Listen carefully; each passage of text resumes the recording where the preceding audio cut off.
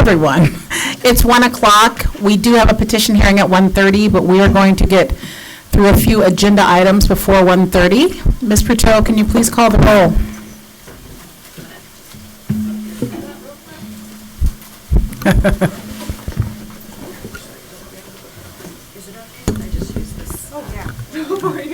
We are just going to roll with it here. It'll work. Sorry. Kasuga? Here. Cervantes? Here. Fu? Here. Harb Sheets? Here. Nystrom? Here. Phillips? Here. Rascate? Rogers? Here. Tate? Here. Roll is complete, quorum established. Thank you so much. We're going to jump to agenda item number 20, which is the Licensure Committee report. And Dr. Harb Sheets is the chairwoman of that committee. Dr. Harb Sheets. Okay. This licensure committee report will be done in two parts, part of it today and part of it tomorrow. Today, from our committee, I'm reporting back one of the items we've been working on is looking at barriers to telehealth based on the results of the survey that we received. And just to let you know, we're still working on that, and we'll be back after our July meeting with more information. Exam results, Cynthia is somewhere here. Oh, there you are. Cynthia will give us the exam results.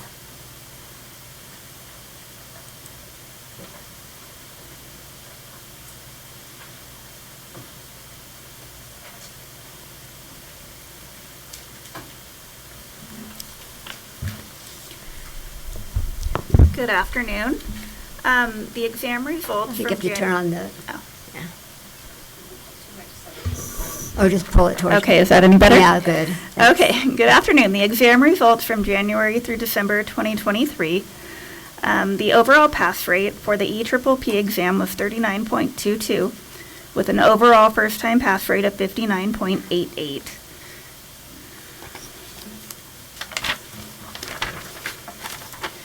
And for the complete during January through December 2023, the overall pass rate was 78.85%, and the overall first-time pass rate was 80.17. Do you guys have any questions on that? I know there will be an OPES presentation tomorrow that will explain a lot more. Yes, yes. That presentation will give a lot more detail, and we'll look also at accredited school pass rate versus non-accredited school pass Correct. rates, and very, very excellent information. But, okay, I'm on any public comment on this item? Okay, seeing none. Ms. McCochran, would you give us the CPD report? And while she's coming up, this is our last meeting with Ms. McCochran, and I just want to thank her. She's having a promotion, and she has done an amazing job for all of our licensees as we transition from the CE model to CPD, and I want to thank you. Thank you. For that. Thank you. Okay, so for the CE or the CPD report, so for renewals between January and December 2023, 78% of psychologists renewed as active, and approximately 91% of psychologists renewed their license online using Breeze, which is amazing because it is a much quicker processing turnaround time. And then for CE and CPD audits, they were sent out for June 2023 through January 2024, and the pass rate stands at 66%. However, it is worth noting that 18% of audits are pending completion. Also, out of the 183 audits conducted, 98% of licensees successfully submitted their audit documentation using CPD. So that's good news. That's really good news. Yeah. Yeah. Any questions? Any board questions? Mr. Fu? Thank you so much, Ms. McCochran. Before I go into my thanks and gratitude for your extraordinary leadership, I do have questions about the process. So the first is that when you are requesting a licensee to submit documentation, you're notifying the licensee by both mail and email, is that correct? Correct. And both mail and email are the ones officially on file? Yes. And there's a duty of care for the licensee, not duty of care, excuse me, there's a responsibility for the licensee to update their address or their email with you or your successor, correct? Yes. And so if there's a licensee who's now gone completely virtual at their place of employment, they have a responsibility to update that address to either a PO box that they will access more frequently or to come into their workplace to check their mail. Is that correct? Correct. Great. Thank you for your question, for answers to my questions. And then finally, I just want to say thank you. It's been extraordinary to see you lead this effort as a team of one and to catch up on, I remember a time when we came here and we were looking at CPDs several years behind, not in the most recent fiscal year or even the current fiscal year. And so just thank you for bringing us up to speed with everything and just really my gratitude to you. Thank you. Any other board questions? Mine are just, Dr. Cervantes? oh, sorry, go ahead. Yes, thank you, Ms. McCochran, for all you've done on this transition from CE to CPD. I just want to tap your expertise before leaving us as we're in this space of transition.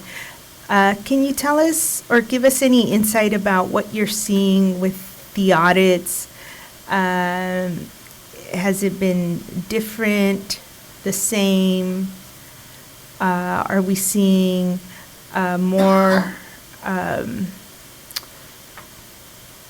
Are we seeing psychologists take more variety, more diverse types of continuing education? What are you seeing? Can you give us some insight before you leave us? We just want to squeeze that expertise. But I think one, it speaks to the work and certainly expertise that you developed in this period, but also to help us think about policies and what's happening, what might we adjust moving forward. Yeah, so regarding the audits, the pass rates are looking pretty good, even for those using traditional CE. And then for those trying CPD, the biggest holdup was just not having documentation, the correct documentation. So it's just for licensees to really look at our table that's on our webpage and look at the required documentation that's listed there. Other than that, everyone who seemed to submit their CPDs were fine. It was just the documentation piece, missing a few things here and there. So, Which after you do it once or twice, you know how to do right, it, right? exactly. So I think seems like a good lookout. I get mixed reviews with people with CPD. Some are saying are opposing change, and then others are saying that this is great because this is stuff that they already do, when working. So I think the outlook on CPD, I think it's going to be a great thing for the psychologists, and it's going to be fine. It's just this rough year. The transition year is over. Yes. Thank you. Okay. Thank you for that insight. Any other board questions or comments? I just have a comment, and it's really just kudos. Thank you. We are definitely going to miss you. And echoing Mr. Fu's team of one, you killed it. So thank you. Thanks, guys. Thank you. It's definitely bittersweet, but I do appreciate and enjoyed my time here. Thanks, Believe guys. that we have to open for public comment. Public comment. Is there any public comment for Ms. McCochran? Questions, CPD? Nope. Okay, thank you so much. Thank you. Okay, and tomorrow you will hear part 2 of the licensure report. Perfect. Thank you, Dr. Harp Sheets. I would like to so we're jumping again, I apologize, to agenda item number 5. This is the President's report. And I just would like to inform everyone that all of the upcoming, all of the upcoming board meetings and committee meetings are listed in the packet, and just as a reminder, all California board meetings are in person. And in addition, the committee meetings are hybrid, so WebEx, in person, there are two options there for those. Any board comment about the upcoming meeting calendar? Any public comment about the upcoming meeting calendar or the president's report at this time? Thank you. Ms. Sorick, would you like to come forward for the EO report?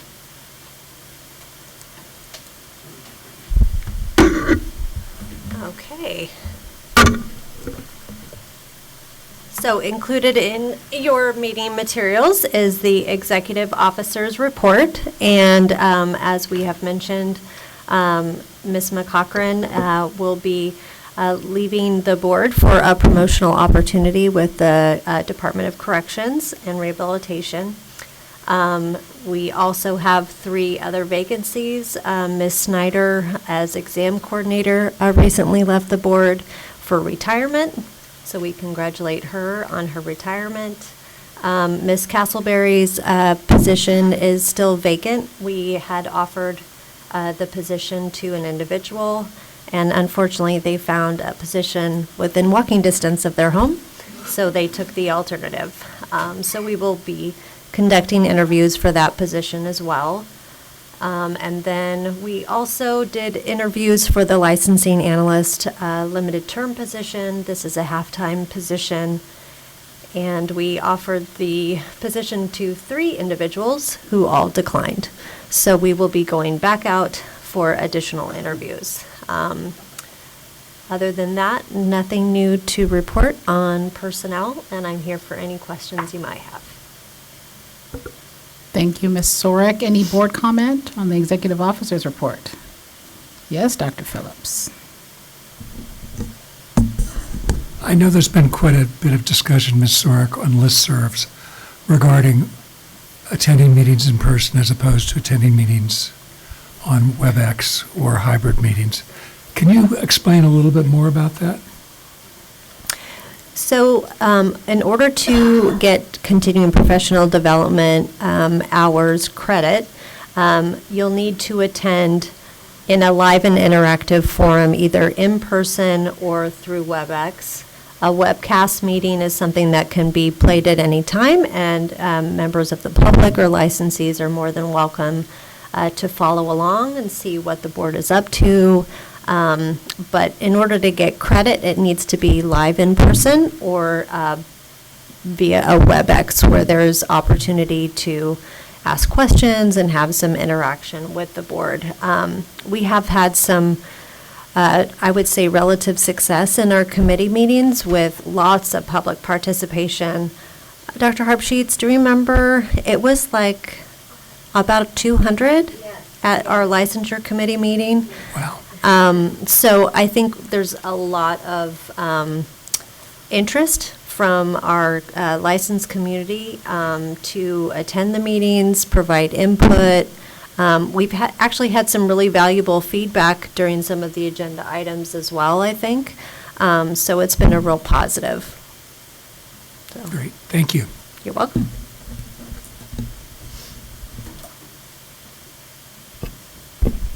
Thanks, Ms. Sorg. And just to follow on Dr. Phillips' question, because I suspect there is an underlying question also about why we choose to have in-person board meetings and hybrid committee meetings. Is that a correct assumption on those conversations, Dr. Phillips? Ms. Sorg, could you explain recent laws that have been passed by the state legislature that moved us from 2 in-person meetings and 2 in-person board meetings into WebEx meetings, and why we went with 4 in-person meetings this year? So just to go back a little bit further, during the pandemic and even prior to that, the board had decided in order to be conservative with our funds that we would hold teleconference meetings. And then when the pandemic hit and the Open Meetings Act provisions were loosened to provide more flexibility for public meetings. There didn't need to be the same disclosures for addresses, where individuals were participating from. It provided a lot of flexibility for boards to meet throughout the state. With the passage of SB 544, it changed the dynamics of how regulatory boards hold their meetings. And part of that was to look at the types of meetings that you have and the decisions that are being made at those meetings. So for example, the licensure committee makes final decisions on issues. So that would be a meeting where we would have to have a hybrid offering. So whether we're meeting in person or via WebEx, it would have to be a hybrid so that staff is present. There may be perhaps one board member present at a physical location, and then other members could call in from different locations, needing to be publicly noticed the address where they're calling in from. For other committee meetings where there aren't final decisions being made, those can be WebEx. I'm looking at Mr. Payne, without the need to post the actual address where members are going to be participating from. And then you have the traditional in-person meetings, which for 3 years the board did not have for budgetary purposes, and then because of the pandemic. And once we were fiscally solvent, we are now offering in-person meetings again throughout the state to give licensees, stakeholders, an opportunity to participate in person and have that kind of interaction. So I think from a staff perspective, it's a good mix of opportunities for stakeholders to participate both online and in person. And I think offering them throughout the state gives an opportunity to be close enough or convenient enough for people to participate. Thank you. And then a separate question is related to the vacancies you've just described. I know there's been a lot of conversation about licensing times, and I know that the licensing unit has gone through extraordinary lengths to improve licensing times as well. I'm curious to understand if Ms. Snyder's wonderful retirement will have an impact as her role as exam coordinator. What impact might you foresee with her vacancy on licensing times? Right now, we have an individual in the licensing unit, a couple of individuals actually, assisting with some of the roles and responsibilities that Ms. Snyder filled as a half-time employee of the board. And Ms. Whitney is also backfilling some of the responsibilities on preparing subject matter experts to attend workshops, exam writing opportunities, et cetera. So what we did was we took her half-time position and divided her workload amongst a few different staff members. So the hope in doing so is that that creates not as much of a negative impact on the workload of the licensing unit. Thank you for making sure that we continue to improve on our licensing times even with vacancies, and I know that is an ongoing priority for the board and board staff. And the last question, which is, you mentioned that you made 3 offers and all were declined without, for the licensing analyst position, without, of course, revealing the individual circumstances of each decline. Are there general patterns or trends that we should be aware about as we seek to fill these vacancies? Or put it differently, what were the reasons for why someone said no when they said yes to interviewing, going through the process? To my knowledge, we weren't given any explanation. My assumption is that those individuals found opportunities outside of our program working for another department. My guess is there might have been a full-time position offered for the same classification. to my memory, all three were from outside the state system. So they were coming into state employment, so they were looking for an opportunity to become a state employee. So there could have been a better offer on the table for some of those individuals. And we were disappointed, obviously, because the candidate pool was really good, and so that was a pleasant change from some of the recent experiences we've had looking for qualified candidates. So hopefully we'll get another great pool of candidates to consider for that position.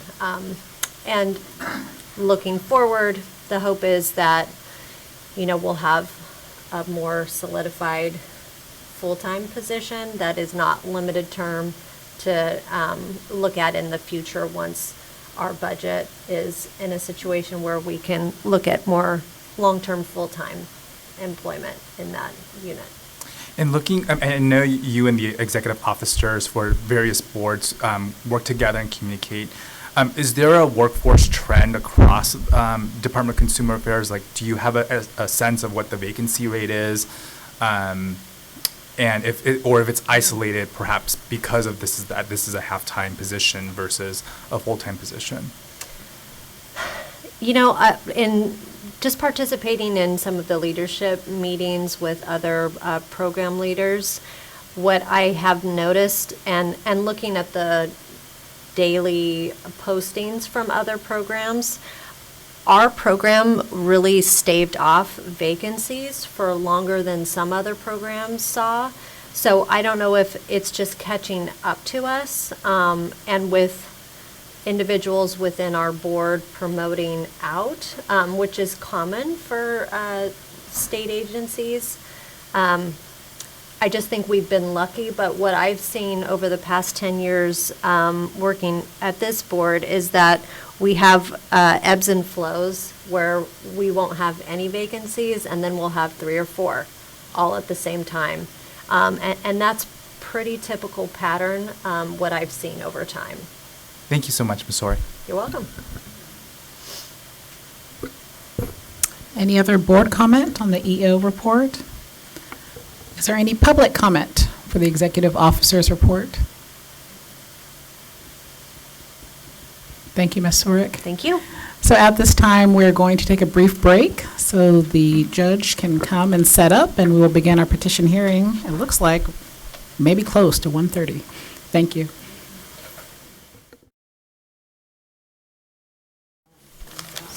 We have all the board members. All right, Madam Court Reporter, if we could go ahead and go on the record, and this is Selena Horton matter. So we are on the record before the California Board of Psychology, Department of Consumer Affairs, State of California, in the matter of the petition for early termination of probation by Selena R. Horton. It is agency case number 600-2017-000802, and it is OAH number 2024-010185. My name's Corin Wong. I'm an administrative law judge with the Office of Administrative Hearings, and I've been assigned to hear this matter. In order to establish a quorum of the board, for the record, I request that each member respond audibly after his or her name is called. Dr. Tate? Here. Dr. Rogers? Here. Dr. Kasuga? Here. Dr. Cervantes? Here. Mr. Fu? Here. Dr. Harb Sheets? Here. Ms. Nystrom? Here. Dr. Phillips? Here. And Ms. Riscata? Here. All right, let the record reflect that a quorum is present. Next, if I could take the appearance of the Deputy Attorney General, please. Deputy Attorney General Jake Wilansky on behalf of the State of California. Okay. And ma'am, are you Dr. Selena Horton? Yes. Okay, welcome. And were you here earlier when I went over the procedural aspects of the hearing? No. Okay, so I'll go over the procedures just so you know what to expect and what will happen. Shortly, Ms. Wilansky will offer the petition and supporting documents. She'll also provide a summary of the prior discipline of your license. And then the matter will turn over to you to present evidence in support of your petition. Do you have any documents you wanted to introduce other than what's already been produced? No, Your Honor. Okay. And did you have any witnesses you wanted to call other than yourself? Just myself. Okay. So we'll have you testify. And then after you testify, Ms. Wolanski will have an opportunity to ask you questions. After she's done asking her questions, you'll have another opportunity to provide any additional testimony you may wish to. And then Ms. Wolanski will have another chance to ask questions, and it's that back and forth format until both of you are done. And then the board will have an opportunity to ask questions if they have any. And after we're done with that, then the parties can present closing arguments. The one thing I wanted to mention is what the board is most focused on is hearing about any rehabilitation you have undergone since your license was placed on probation. So the prior discipline for which your license was placed on probation has been established, and we're not here to relitigate that. You will hear Ms. Wolanski talk about the prior discipline during her summary to provide context to explain why we're here. If you feel it's important to talk about the prior discipline a little bit to provide context for your rehabilitation, you are certainly welcome to do so. But you want to keep in mind that you don't want to rehash the underlying discipline since it's been established. And then I think I mentioned after you testify, we'll take closing arguments. And then after closing arguments, the matter will be submitted to the board, and the board will meet in closed session to decide your matter, so you will not get a decision today. After the hearing is over, the court reporter will have a form for you, so if you'd remember to stop by on your way out. That's just in case you want a copy of today's transcript. That form will have the information you need to go about ordering a copy. Do you have any questions at this time? No, sir. Okay. If you have any questions during the hearing, please do not hesitate to ask. I'm happy to answer any questions you may have.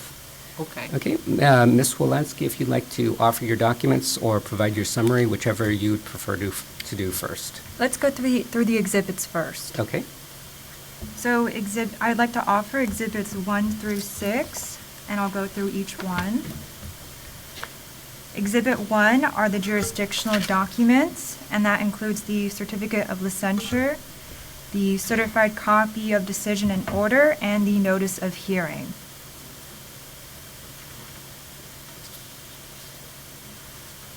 Okay. If you want to just go over Okay. them all at once, and then I'll move them en masse. And then Exhibit 2 is the petition for early termination.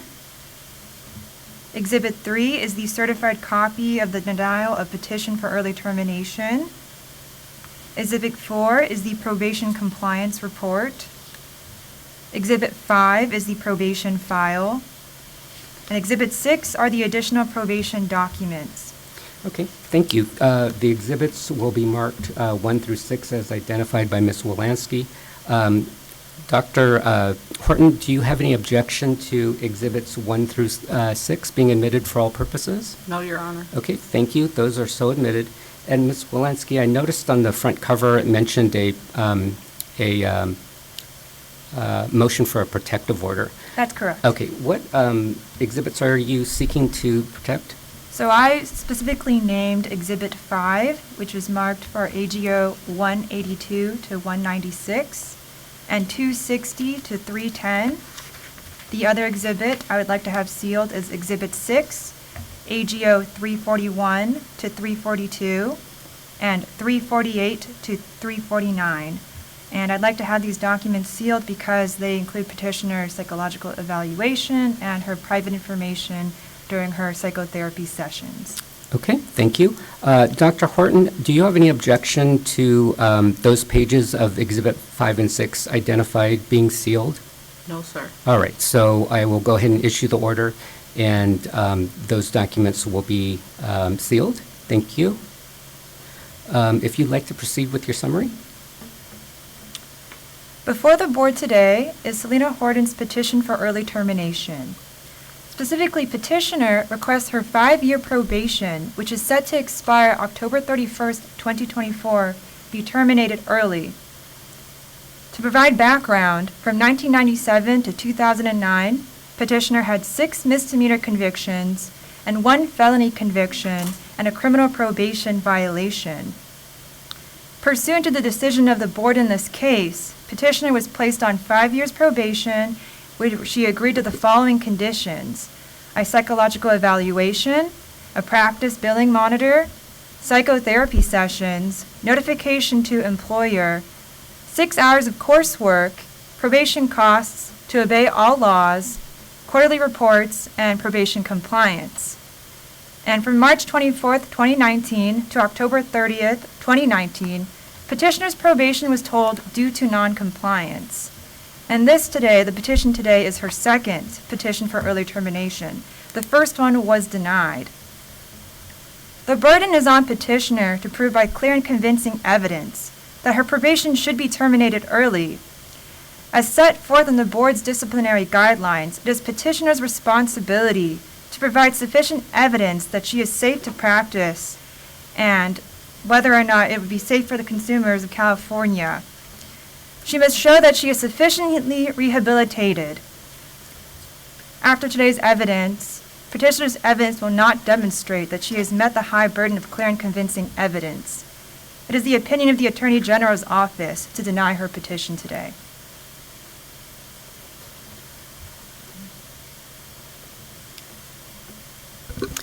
All right, thank you. Dr. Horton, before you testify, if I could have swear you in, if you would raise your right hand, please. Do you solemnly swear or affirm under penalty of perjury that the testimony you will provide in this matter will be the truth, the whole truth, and nothing but the truth? Yes. You may put your hand down.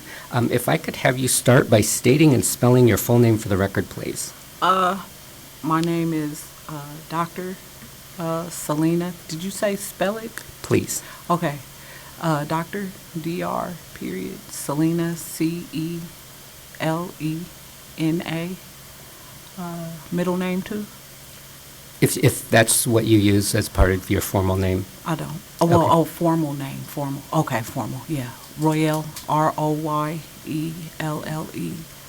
Horton, Horton.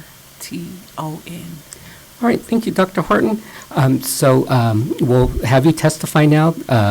One thing I would ask you, 2 things I'd ask you to keep in mind is that you may be nervous, and we certainly understand that.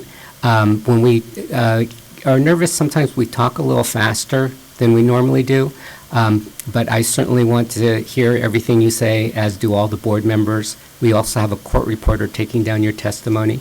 So if you try to keep the speed of your testimony at a slower pace, we would certainly appreciate that. And also just to remind you that what the board is most interested in hearing about is rehabilitation, since your license was placed on probation. So with that, whenever you're ready, you may begin. Okay. I just wanted to make a correction. The probation was not told due to noncompliance. The probation with the Board of Psychology was told because I was attempting to do a writ so that I would not have to be on probation. So it wasn't told because of noncompliance. Were you speaking about the Board of Psychology? Yes. Oh, okay, no, I wasn't.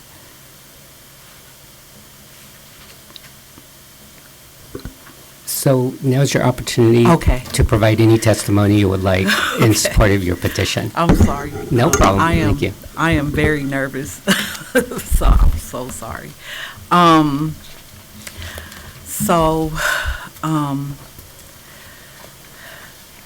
I guess to discuss what has occurred since I've been placed on probation. I attained my doctorate degree in psychology, gained more professional experience. I've also started my own practice.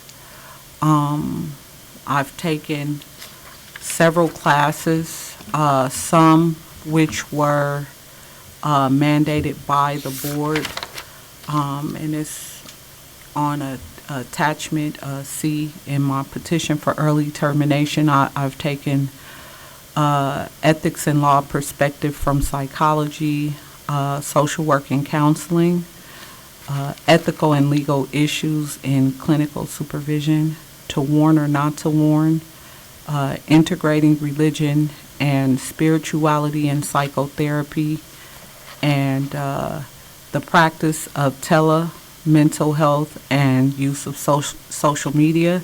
Those were for the probation. I've taken some more courses to help me as a practitioner because I do pride myself in providing the best treatment possible. I've taken the Essentials of Acceptance and Commitment Therapy, which was an online course. I've taken a motivational interviewing training. I've taken a certified autism spectrum disorder clinical specialist training, treating complex trauma, because I have a lot of patients who have PTSD, and just to get that other perspective from IFS. I've also taken an overview of effective treatments for trauma. I've taken pretty much all of the ABA courses. Although I do not plan on being an ABA, a lot of their modalities work for behaviors, so I felt like that was important.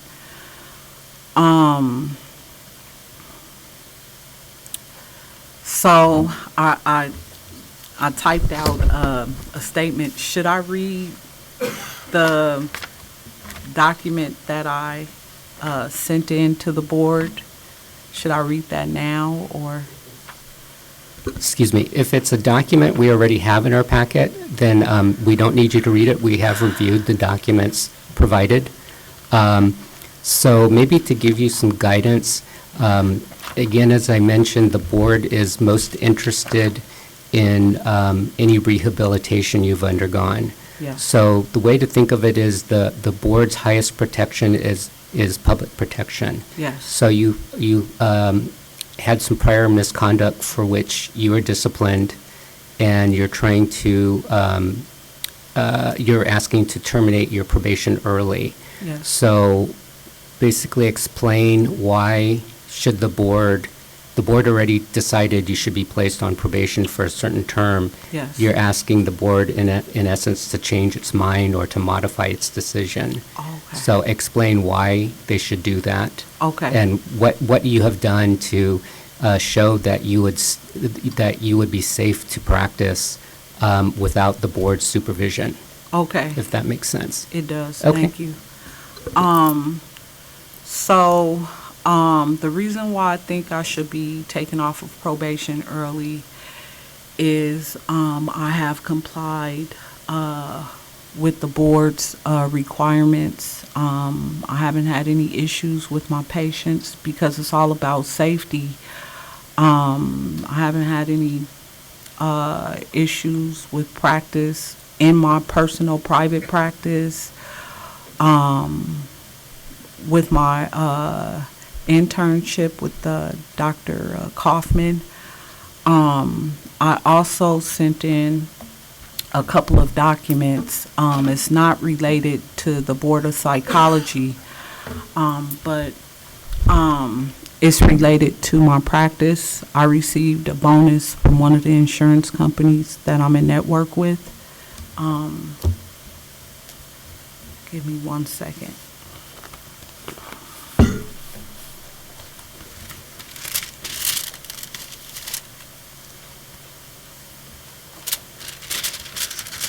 And you all have this form. I sent it in, and she attached it to the back. I see that it is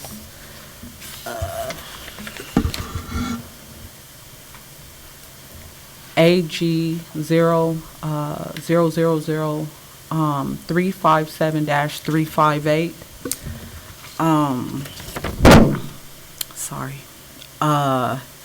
So it states that earlier this year, we let you know your high-quality services as reflected on your outpatient practice dashboard reports could mean earning value-based incentives by the end of 2023. It is our pleasure to let you know your overall score of 80 qualifies you for a one-time bonus. That shows that I provide above average care for my patients. That's what one insurance company. AG 0000359-361 is where I was automatically, I guess my network application was expiring, and it's a letter showing that I qualified for renewal, so a recredentialing. That reflects that I'm providing good services, and that's with my private practice where I'm not supervised by anyone outside of the Board of Behavioral Science. As I stated earlier, I've taken multiple classes so that I could provide the best care for the patients that I encounter. I don't know what to say outside of saying that I have followed all of the requirements. One of my reports was turned in late. It was due Friday, and I turned it in Monday, and that was a computer error.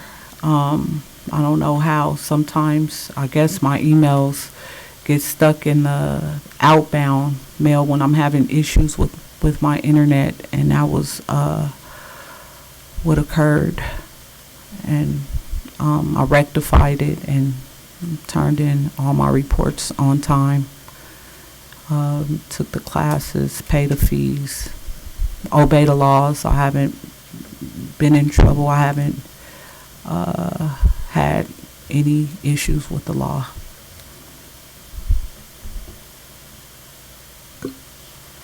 All right, thank you. And if you think you've provided all your testimony, we could give Ms. Wolanski a chance to ask questions, and that may jog your memory as to other things you want to say, and so you'll have at least one other chance. Okay. Or if you have something you want to say now, then you could do that too. Or I didn't know if you were starting to get stuck, so I just wanted to let you know that we can go to cross-examination, and then you'll have at least one more opportunity. Okay. Okay. All All right. right, thank you. Cross-examination. Thank you, Dr. Horton, for your testimony. Yes. I'm going to be asking you some questions about your criminal history. Yes. So my first question for you is, on February 14th, 1997, you pled nolo contendere and were convicted for one misdemeanor count for violating Penal Code 484, Subdivision A, theft. Is that correct? Yes.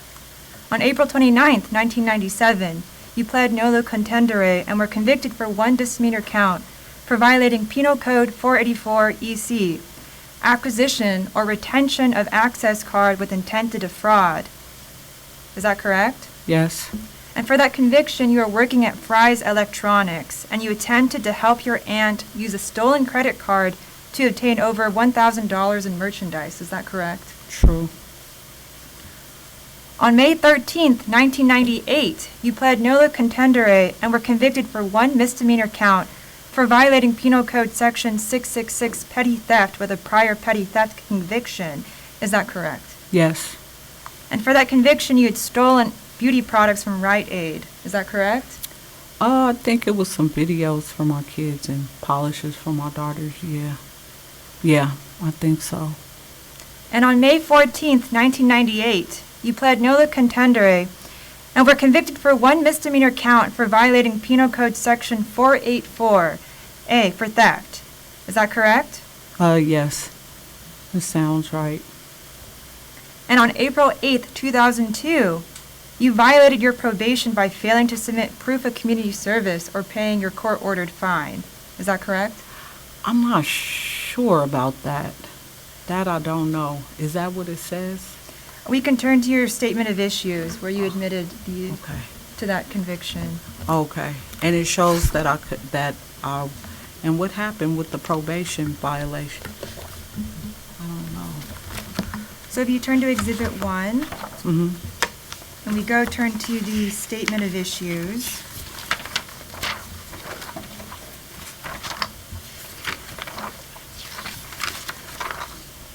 Okay.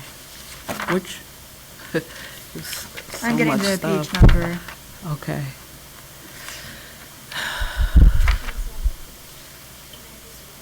Yes, I'm getting to the page number. One moment.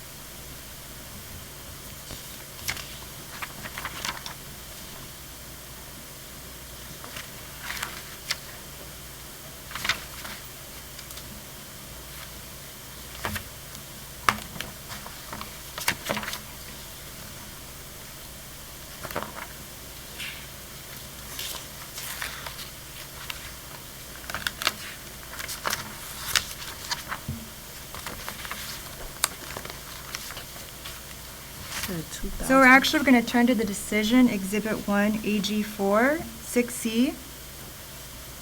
6C? That's correct. Oh, okay, that must be in the other binder. Let me check it.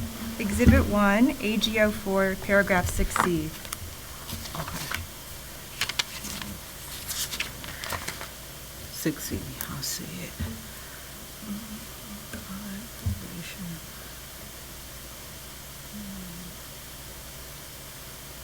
Oh, okay.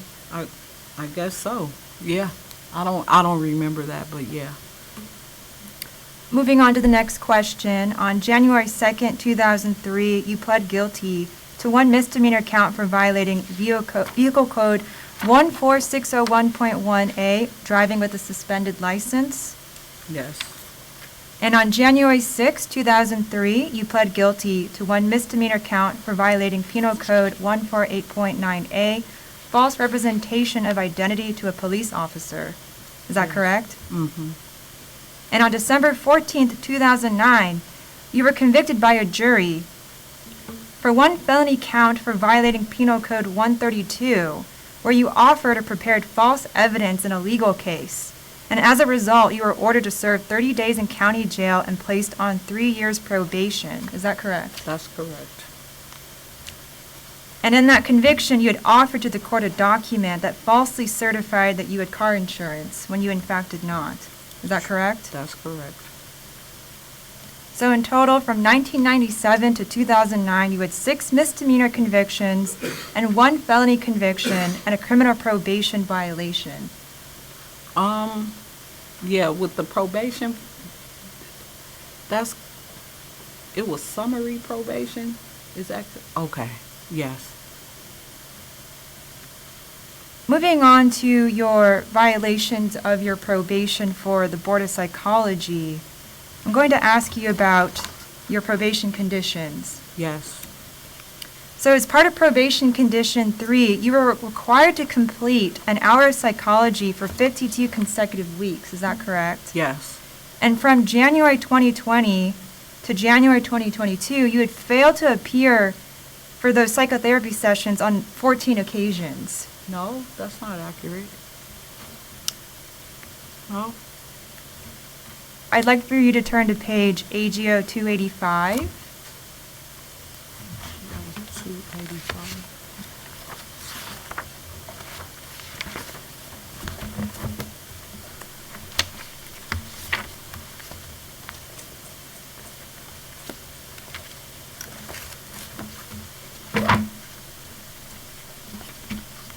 And for the board members, this is Exhibit 5.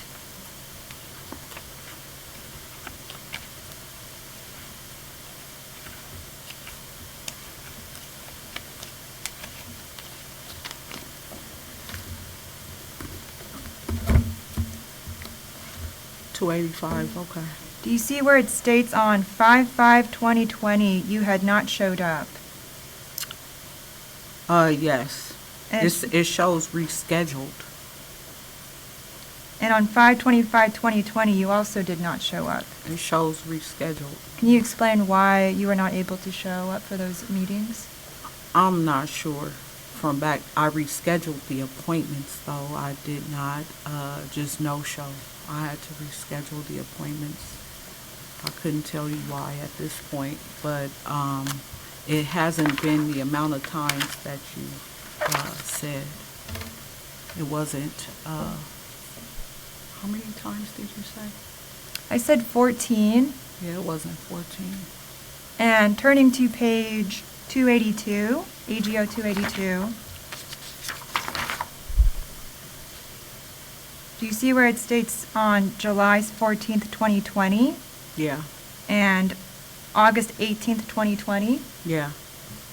Do you agree that you did not show up for those appointments? Yes. And did not reschedule those? I did reschedule them. You could see it right there. I attended therapy on 7/16/2020.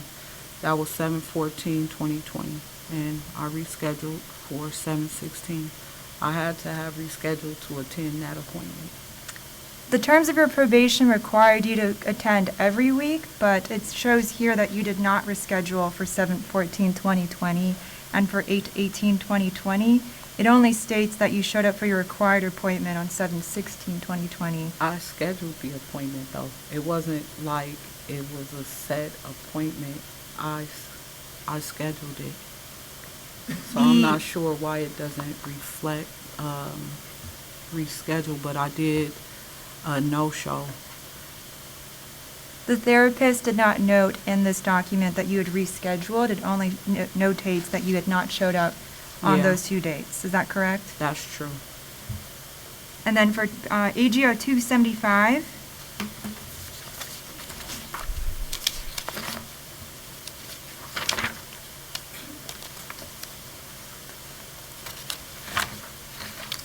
do you agree that it says on December 8th, 2020 that you did not show up for this appointment? Yes. It also reflects that I went on 12/15, which is a week later. Yes, as required by the conditions of your probation, you were required to go every week. Oh, But it okay. does not show on this page that you had contacted your therapist to reschedule. It only says that you had not showed up. I had to have contacted him, or I wouldn't have had any other therapy sessions. I scheduled each session. You agree on December 8th, 2020, you did not show up for this appointment. Is that correct? Yes. And if we turn to AGO 272, do you agree that it states on June 22nd, 2021, you did not show up for this appointment? Give me 1 second. Yes. And turning to page AGO 269.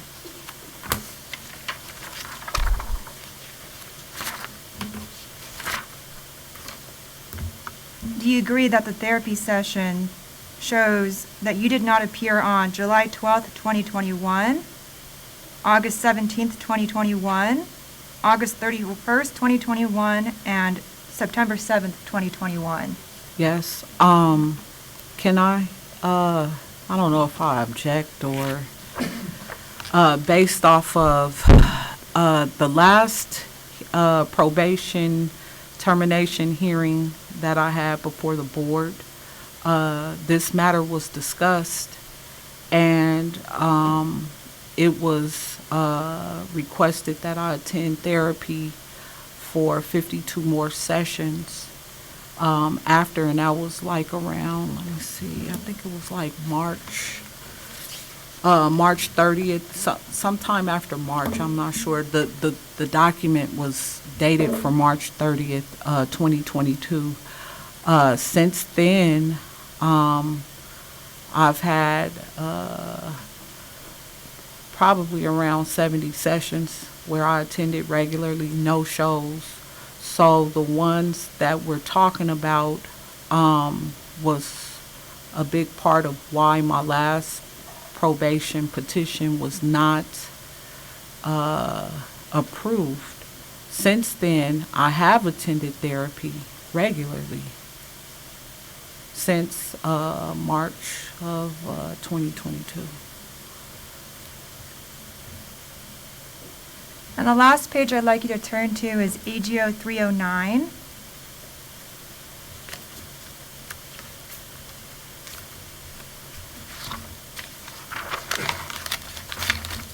Do you agree that the page states that on November 16th, 2021, I'll wait for you to turn to the page. I'm sorry, can you say the page again? AGO 309. Okay. Do you agree that the page states that on November 16th, 2021, November 30th, 2021, December 7th, 2021, and January 4th, 2022, you did not show up, and the page does not state that you were scheduled with your therapist? My only issue with that statement is I have an appointment like that was January 4th, and my following appointment was January 6th, 2022. So I did reschedule. I'm not sure as to why it's worded in that way. I did not show up for the appointments, that's true, but I did reschedule them. If I did not reschedule them, it wouldn't be any subsequent appointments. Dr. Horton, I'm going to disagree with that statement because the therapist that you were seeing for these sessions specifically notated when you had rescheduled. And for... Who scheduled them? Who scheduled the appointments? Dr. Horton, I'm going to complete the question, my Okay. statement. Sorry about that. For the sessions that I had notated from approximately July 2020 to January 2022, the therapist had noted specifically that you had not showed up for these sessions.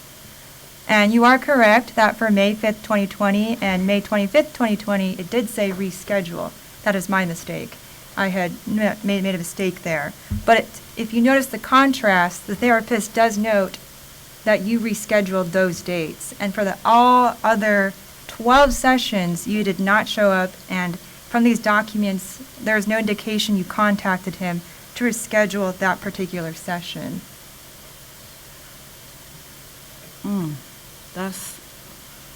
That's odd. If I didn't reschedule, how did I attend sessions after that? I had to have scheduled the appointments. I scheduled them. So I'm not sure. I don't want to argue the semantics of it. Like it says, I didn't show. I did reschedule the appointments. I'm not sure, how that office documents it. I probably did not reschedule the same day. I may have rescheduled it like the following day, but I did reschedule the appointments because the therapy continued and is still occurring. Moving on to my next point. From January 2020 to December 2023, we have documentation that you appeared for 153 psychotherapy sessions. Is that correct? That's correct. And as part of your probation, these sessions were required to be 60 minutes, correct? Yes. But looking at a closer detail of these sessions documented by the therapist, you did not attend the full 60 minutes of these sessions for approximately 40% of these appointments. Really? Even after March 30th, 2022? Says for an hour. I attended for an hour. You stated March 2022, that's the date you're saying? Well, yeah. I'm just going based off of the last, document that I received from the board stating that I should attend, that I would need to continue to attend therapy. As a stipulation of my probation, I needed to do 52 weekly sessions at 1 hour. I've done well over that, to the point to where we really don't have much to talk about in therapy. I don't have any impairments. It was said previously, I guess based off of the test, Dr. Veronica's testing form, that I needed to attend therapy so that I could have any depression or depressive moods or something like that that would affect my patients. I have never ever been diagnosed clinically with depression. I've never had any issues with depression. I shared with the board last time that my father passed away. I was very close to my dad, and I did mourn the loss of my father. And I also lost my brother, and I mourned the loss of my brother. And that was kind of turned into, well, you need to go to therapy to focus on that and how it would affect your patients. I have very strict boundaries. I always stay in check of my emotions. When I'm treating people, I'm able to put whatever it is that I'm going through to the side, and that's a reflection through the re-credentialing document and the bonus that I received. So I'm going to therapy, and I'm discussing things. I did tell my therapist, the board wants me to focus on depression, and he agreed. I don't have any issues with depression, so I'm not sure of how that came up. I do have a not so good upbringing, very humbling, tumultuous upbringing. But thank God that's not anything that affects me now.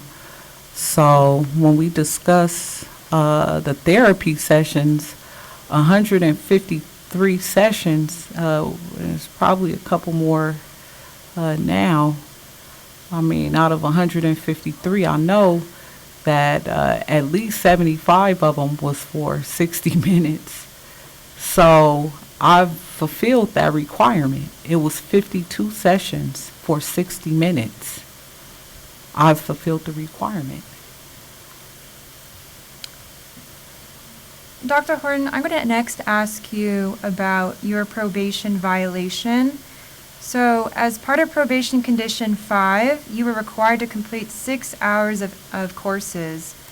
And on December 9th, 2021, you were issued a notice of probation violation for failing to complete this coursework on time. Can you explain why you failed to complete this coursework on time? To be honest, I did not know that I had to complete the coursework annually. I thought I had to do it in the beginning, and that was it.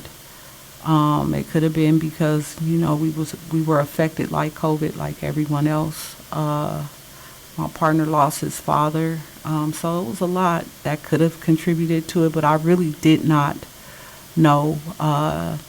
Upon finding out that I needed to complete the coursework, I did it immediately, and I've been doing it ever since.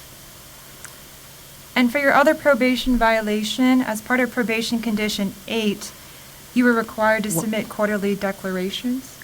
Can I say something? Oh, go ahead. The first one was that a violation or a warning? Oh, that was, I think it was a violation. You were issued a notice of probation violation. Okay, yeah, it was. And I thought I had did some type of hearing. Okay, that was probably for the money part. Okay.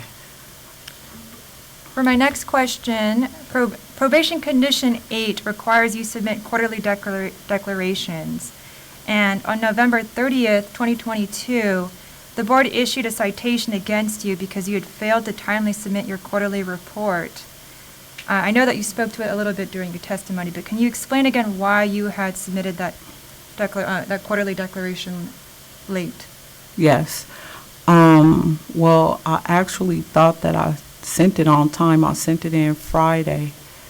And I sent that along with another document. And I received a phone call about the other document. And I checked and saw that it was not sent. And I looked in the draft folder and saw both of them in a draft folder. The quarterly report and another email, and I sent it immediately that Monday. So I'm not sure. Sometimes I have issues with my internet, and that's really not an excuse, a good excuse. I've rectified it by making sure that I send the quarterly reports in on time every quarter. And Dr. Horton, since your underlying convictions relate to dishonesty, if the board terminates your probation early, what assurances can you provide to the board that you are safe for the people of California to resume practice without a practice/billing monitor? The fact that I have a practice and I've been running my practice without a billing monitor with no issues. The fact that I have not violated any laws since giving the court the false insurance document.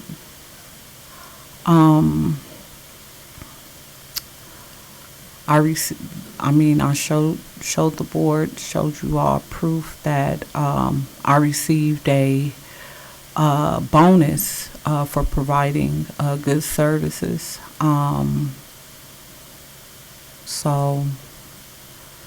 I also was re-credentialed with no issues. I qualified for that with my practice, so it'll be the same with the board. My goal is to constantly give back and to help people.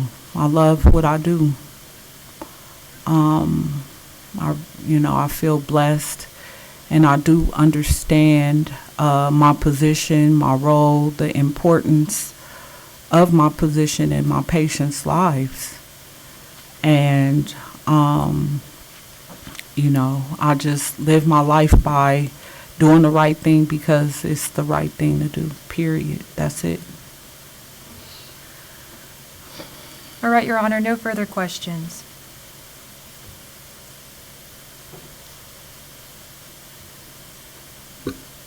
All right, thank you. Dr. Horton, is there anything else you would like to say on your behalf on redirect? I just want to thank the board for hearing me. Like I said, I am nervous, and I prepared this speech. I want to read it. One second. Okay. Could I read this little speech? It's not a long one. So again, is it something that's in the documents? No. Already? Okay, so if It's a speech that I did. Yeah, if it's not in the documents, then it's certainly something you could talk about as testimony. Okay. Thank you for having me today. That's what I put in here, so I'm going to say it again. I would like to add that when treating my patients, I utilize beneficence and fidelity. I engage with them by utilizing kindness and mercy, understanding that there are people in the world fighting internal and external emotional battles. I might be the only person who has shown them kindness and mercy in their life. I I also show charity by providing resources for different programs such as rental assistance, programs for alcohol and drug treatment, different programs for at-risk children. I utilize aspirational by seeking to do my best in all situations at all times. I encourage my patients to have autonomy so that they can utilize their coping skills in life when they are out of therapy and after therapy has ended. If anything comes up, for example, I need a resource or a suggestion for treatment for one of my patients, I have a tight network of friends who are psychologists and other licensed providers who are available for me to consult with. They all have relevant experience and good judgment. I establish boundaries with my patients. I make all of the therapy sessions about them. I create a safe space for them to open up, and like during the initial assessments, I make sure that I create treatment goals or therapeutic goals that they want to work on that will be beneficial for them. And then like for patients who may be a little pushy, I assert boundaries, you know, when necessary. And that's it, because I already discussed the trainings that I've completed. That's all. All right, thank you. Ms. Walensky, anything further on Red Cross? No further questions. All right. Are there any questions from the board? Mr. Fu, go ahead. Thank you, Your Honor. Thank you, Dr. Horton, for your time today. I just have a few questions that I'd like to go through, and particularly around your therapy records. Yes. I appreciate you pointing out that, I apologize, the microphone doesn't have that little bubble thingy, so I am Okay. kicking back a little bit. If you Yes. can't hear me, just let me know. Okay. I appreciate the fact that you raised the issue of your missed appointments that were a part of the board's discussion in our Yes. previous conversation. Yes. Would it be possible for you to turn to AGO 341 in your binder, please? Yes.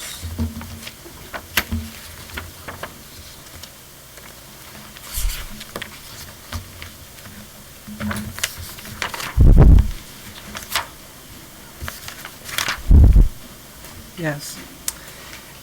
On AGO 341, now I'm turning over to it. I'm not flipping fast enough for me. Give myself a quick moment. These are your therapy sessions that occurred after the board's denial of your petition. Is that correct? Yes, it is. And of these sessions here, are there any missed sessions? No, sir. And one of the other issues that I think was raised last time was that many of your sessions were below 60 minutes. How many sessions here failed to meet that 60-minute requirement?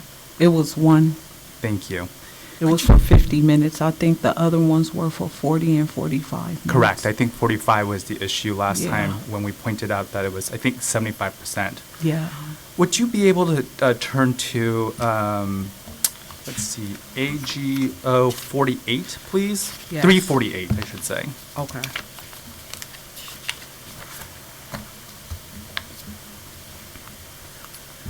How many sessions are listed here? 3. How many sessions meet the 60-minute requirement? 3. And how many no-shows appear on here? None. So I want to clarify that since the board's denial of your petition, the therapy sessions that you've had that are reported, with the exception of one, are 60 minutes. Is that correct? Yes. And no shows are recorded here. Yeah. Say that again. I'm Oh, sorry. I apologize. And no shows are recorded here. Right. Yeah. Can we turn to AGO 285, please? Oh, I apologize. AGO 309, I should say.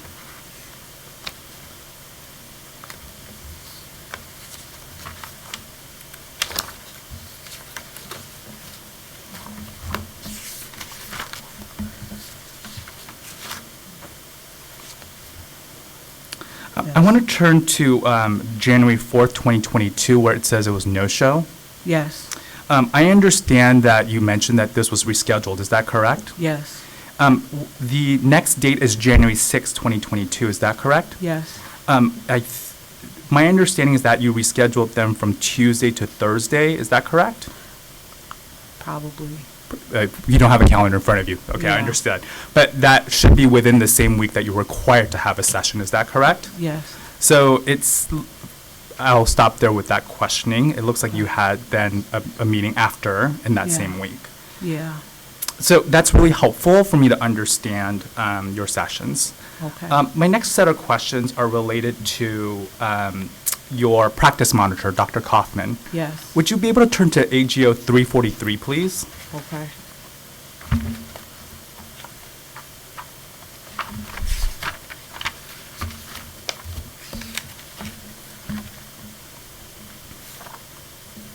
So these are sessions from October to November. Yes, Would you be able to share with me if Dr. Kaufman had any areas for you to improve upon based on the sheet? no, Would you be able to turn to AGO 344, please? Did Dr. Kaufman raise any issues with your practice? no, Would you be able to turn to AGO 345, please? yes, Were there any issues with patient safety that Dr. Kaufman noted here? no, I want to clarify a statement you made earlier so I get a better sense of what's happening. Okay. You said that you have your own practice and that you don't have a practice monitor. Yeah. Can you clarify what you mean by that? Because you have a practice monitor that we just went over. Oh, yeah, no, that's for you guys. That's for the Board of Psychology. I'm registered with the Board of Behavioral Science, and I don't have a practice monitor for that. Understood. So let me then ask this question. Is your license free and clear with the Board of Behavioral Science? Yes, Are you required to have a billing or practice monitor? no, And have you had any complaints with your LCSW license? no, Great. I have a few more questions, so bear with me. okay, One of the things that I would love to have you talk about yes. is your understanding of how your past acts may be impacting your patients today. So could you share a little bit about why, how your acts are related to why you are on probation and why your license was revoked and stayed with probation? Okay, absolutely. I mean, I was reckless, making very poor decisions. And if I had patience at that time, I wouldn't have patience. I would have lost all of them. So just making very poor decisions. So that would have definitely affected my patients because, like I said, I would not have been stable. There would not have been any stability for them, unfortunately. However, at this time, I've grown, have a whole different perspective in life, and I am stable. So, is that what you wanted? I'm sorry. It's not about what I want. I'm just curious to hear more about what your Okay. perspective is. My understanding is that your last conviction was in 2009. Is that correct? Yes. And you obtained your psychological associate license in 2017. Is that correct? ASW, maybe. I don't know. I think if we turn to your probation sheet, it will have the date for it. Oh, the psych assistant register. Yes, sorry. We renamed it since then. Okay, yes, yep. Thank you. And since 2017, have you been convicted of a misdemeanor or felony? No, sir. And have you had any issues, criminal issues? I'm going to ask this question again, but phrased differently. Have you had any criminal issues with while during this period from 2017 onward? I got a traffic ticket. And has this traffic ticket affected your ability to protect, or excuse me, to serve your clients? No, And were there any issues with your clients associated with that traffic ticket? no. The last question I have for you is about your delay in your report by 3 days. Was this your first instance where you had a report turned in late? To my memory, yes, but I read in the documents that I had a warning in 2020. I didn't remember that. And what steps have you taken to mitigate a late report since then? Oh, I check and I make sure that it was sent. I send it and I make sure that it was sent. And one last question. I want to revisit the issue of impact on your clients and patient protection. Yes, And specifically around consumer safety. yes, Those acts of dishonesty yes, were a concern and are a concern. yes. And how do you see that as a part of the rehabilitation journey that you've been on, as connected to to serving your clients in a way that is consistent with our rules and ethics? Okay. I'm going to answer it to the best of my ability. So ask it one more time. It was a very inartful question. Let me try this again. Okay. One of the what relationship do you see between your past acts, those misdemeanors and felonies between 1997 2009, to the role you play as a psychologist in providing care to your patients? Yes. To just always do what's right. Just because it's the correct thing. As I stated before, my patients definitely need me to be there. You know, they rely on me. I deal with a hard population. I have patients who I took on who were released from the hospital, who are suicidal, have eating disorders, personality disorders. And they have not been hospitalized since I've been treating them. Some of them for maintenance, I've been treating them for a couple of years. And so, you know, I just do the right thing overall.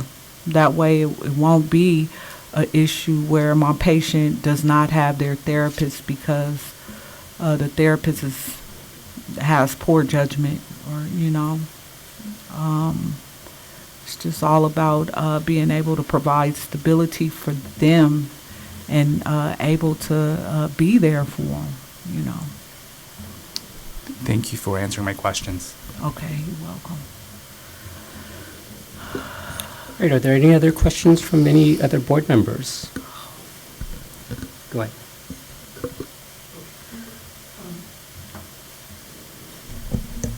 Hi, Dr. Horton. Hi. I was curious, on several junctures in your petition packet, it said, how would you handle the situation you found yourself in the past? Yes. And it seemed to be that the primary thing you had said, would you reach out to your family and to your partner for financial assistance? Well, I also said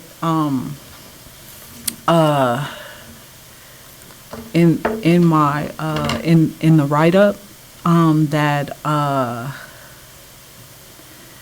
let's see, if anything comes up, for example, I need a resource or suggestion for treatment, I have a tight network of friends who are psychologists and other licensed providers who are available for me to consult with. They all have relevant experience and good judgment. Okay. Now, you committed some crimes that indicate they were crimes of moral turpitude. Yes. Okay. So for one reason or another, your moral compass went south. It did. Yeah. So you've been in quite a bit of therapy Yes. since then. Yes. Not talking about the circumstances around you. Right. What inside of you Yes. allowed you to engage in those acts? Well, at the time, being young and reckless, having very poor judgment. Have you learned anything more about your psyche and psychotherapy that relates to the conduct you engaged in? Absolutely. To always check myself. Always check myself, the way that I feel, if I'm under too much pressure, if I need to establish boundaries, if it's any gray areas, consult. And when I say consult, I mean these are people who have over 15 years experience in the field, who are very knowledgeable. Okay, not as it relates to practice, but the type of acts you engaged in Yes. that got you in trouble in the first time, all those crimes between 1997 and 2009, Yes. what inside of you allowed yourself to act in an immoral way? What inside myself? Outside of having poor judgment, I mean, I really don't know how to answer that question. I know with time, I mean, most people grow and mature, and with me, I've had the opportunity to discuss, firsthand, years of therapy, and not only that, but rehabilitate myself through going to school. So, I mean, the way that I look at things is completely different. Back then, when I was younger, I didn't have the same boundaries that I have now. It was, being more of a follower at that time. Now, no, not at all. I've grown, I've matured, and I've had the ability to process this. Okay, thank you very much.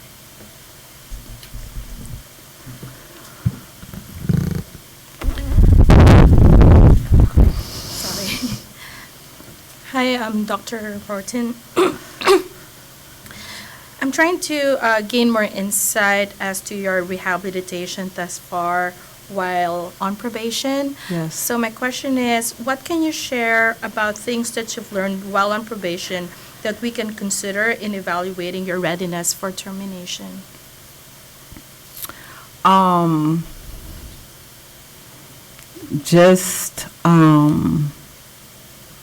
I've learned that, it's just reiterated over and over again that my role is important, especially when I have, in therapy, my patients tell me, before I start meeting with you, I was in and out of the hospital every week, and knowing how important I am to them. I'm not God, but, I am an important person. I feel like God blessed me to be in their lives to help them. A lot of times they say, they've had other therapists and it just didn't work out. And this is something that I hear time and time again. So,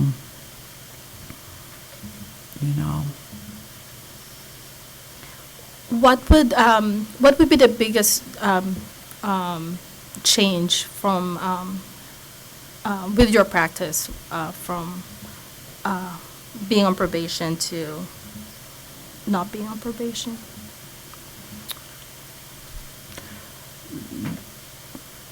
Just another reminder to do the right thing because it's the right thing to do. Okay, thank you.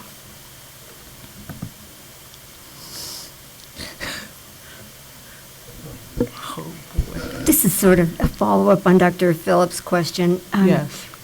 So when you engaged in those acts earlier on, something within you allowed you to say yes to breaking the law. Right. And I guess that's what we're trying to understand is what was that within you that allowed you to say yes, and how is that different today? Being young and careless. So if you're young and you're careless, then somehow you could disregard the law? It allowed you to feel you could disregard it? Well, I'm not saying that that's okay. By no means. You're asking me what it was Yeah. at that time, right? Yeah, I'm trying to understand at that time, and So- how's it different today? So when I say that it's because I was young, careless, immature, and a follower, and this, I was in my early 20s. I'm 48 years old now. My judgment is completely different. I don't even know any of the people I knew. Well, with the exception of a couple of my best friends who are doing very well. One of them has been working for the post office for over 30 years. And another one owns a daycare. With the exception of them, I don't even know those people anymore. I would never associate myself with anyone like that because I'm just not that person anymore. I've grown, I've matured. And just having, poor role models to look at, and I don't know. I can't blame it on anyone. It was me. I made bad decisions. I'm just absolutely not. I'm not that person at all. At this point in my life, I just do what's right. I teach that to my families, my at-risk patients. I teach them to get help, if they're struggling in school, things like that. But I've grown and I've matured. I'm definitely not the same. Thank you, Dr. Horton. Yes. All I right, hope Dr. I answered it. I'm not sure, I don't really know what to say. Are there any other further questions from the board? All right, seeing none, I'll take closing arguments. Ms. Walensky? Hello, members of the board. After Dr. Horton's first petition for early termination, which was denied, Dr. Horton has complied with the majority of her probation terms. She was issued a notice of violation for submitting her quarterly report late. This violation did not result in a petition to revoke. However, I would like to remind the board that mere compliance with the probation terms is not evidence of rehabilitation. And in petitioner's testimony just now, she stated that many of her actions were caused by her young and reckless and immature attitude. But I would like the board to note that in her most recent conviction, the felony conviction, in which she offered false evidence to the court and she was convicted by a jury, petitioner was approximately 34 years old at that time. I would like to add that the disciplinary guidelines recommend 5 years probation for acts of dishonesty. At this point, petitioner is nearly complete with her probation, but I asked the board that she should serve her full 5 years, and so I asked the board to deny her petition for early termination. The board must consider the following criteria when deciding to terminate probation early. First, the nature and gravity of the crimes, the reason for granting the lengths and applicable parole and probation periods, the extent to which the applicable probation period was shortened or lengthened, and the reasons the period was modified, the terms or conditions of parole or probation, and the extent to which they bear on the applicant's rehabilitation, and lastly, the extent to which those modifications were modified and the reasons for the modification. And with that, I submit, Your Honor. Thank you. Dr. Horton, your closing argument? Yes, thank you. I'm not sure what she meant by money for action of cause. I don't know. What does that mean? Money for action of cause. You said that. I'm confused by your question, and this is your closing Oh, okay, statement. okay. I'm sorry. I got caught up in that one part. So it's true. that I have made very poor decisions in the past. Since being placed on probation, I've gotten extra training. That's outside of the probation. I have my own practice where I'm not monitored, and as I have turned in evidence that my practice is doing well, and it's because it's the right thing to do.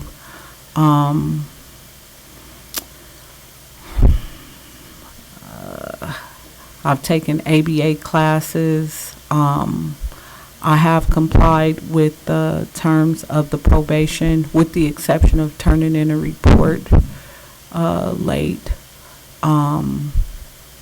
and not completing the class, which I did complete. I turn in my probation reports on time, monthly, 10 therapy sessions. I pay my fines, and I haven't broken the law at all.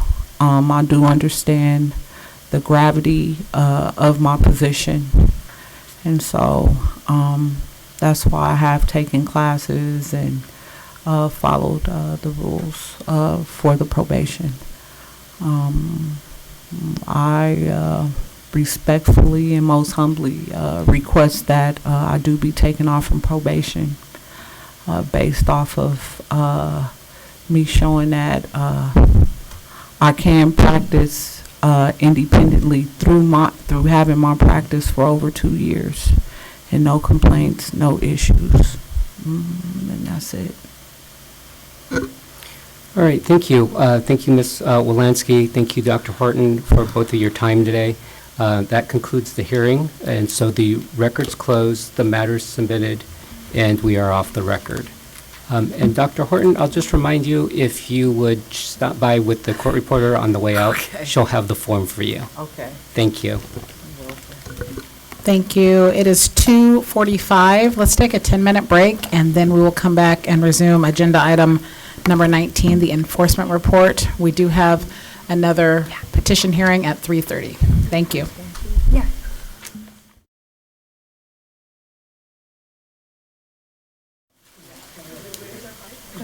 Thanks to everyone for coming back from break. Ms. Pruteau, can you please call the roll?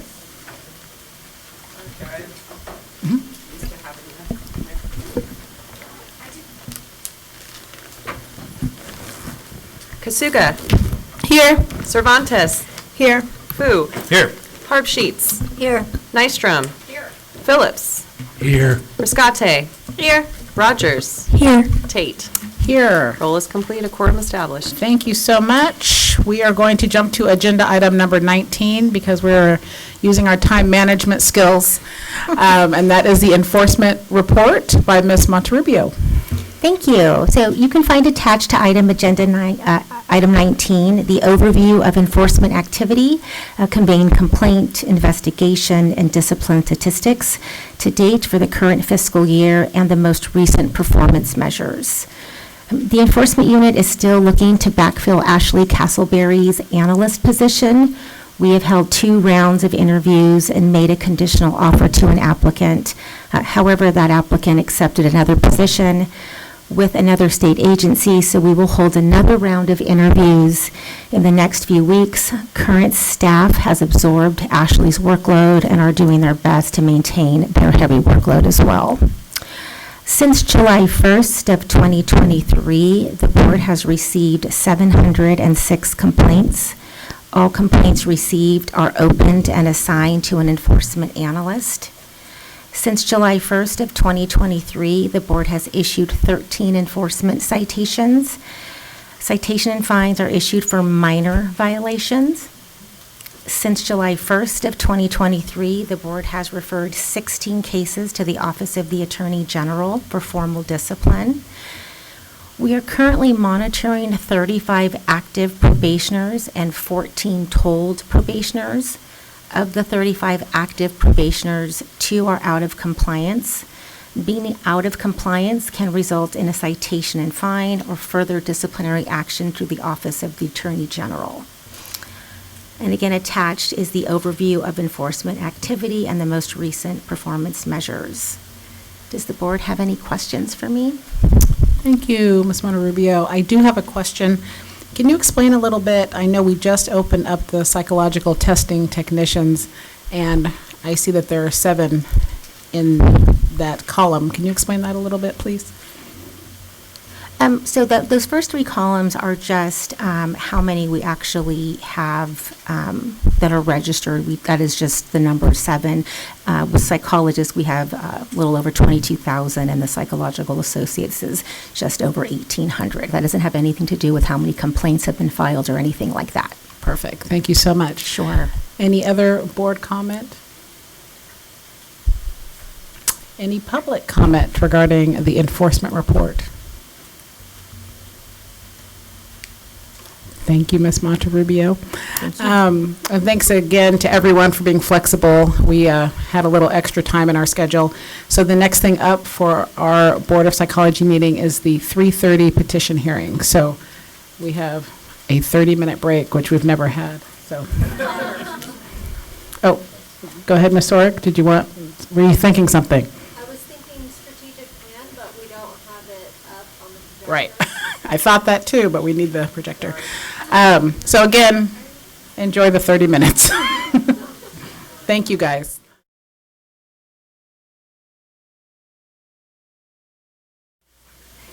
Okay, thank you. All right, if we could go ahead and go on the record, please. So we are on the record before the California Board of Psychology, Department of Consumer Affairs, State of California, in the matter of the petition for early termination of probation by Charnia M. as in Mary Crump. It's agency case number 600-2019-001-171 and OAH number 2024-010184. My name's Corin Wong. I'm an administrative law judge with the Office of Administrative Hearings, and I've been assigned to preside over this matter.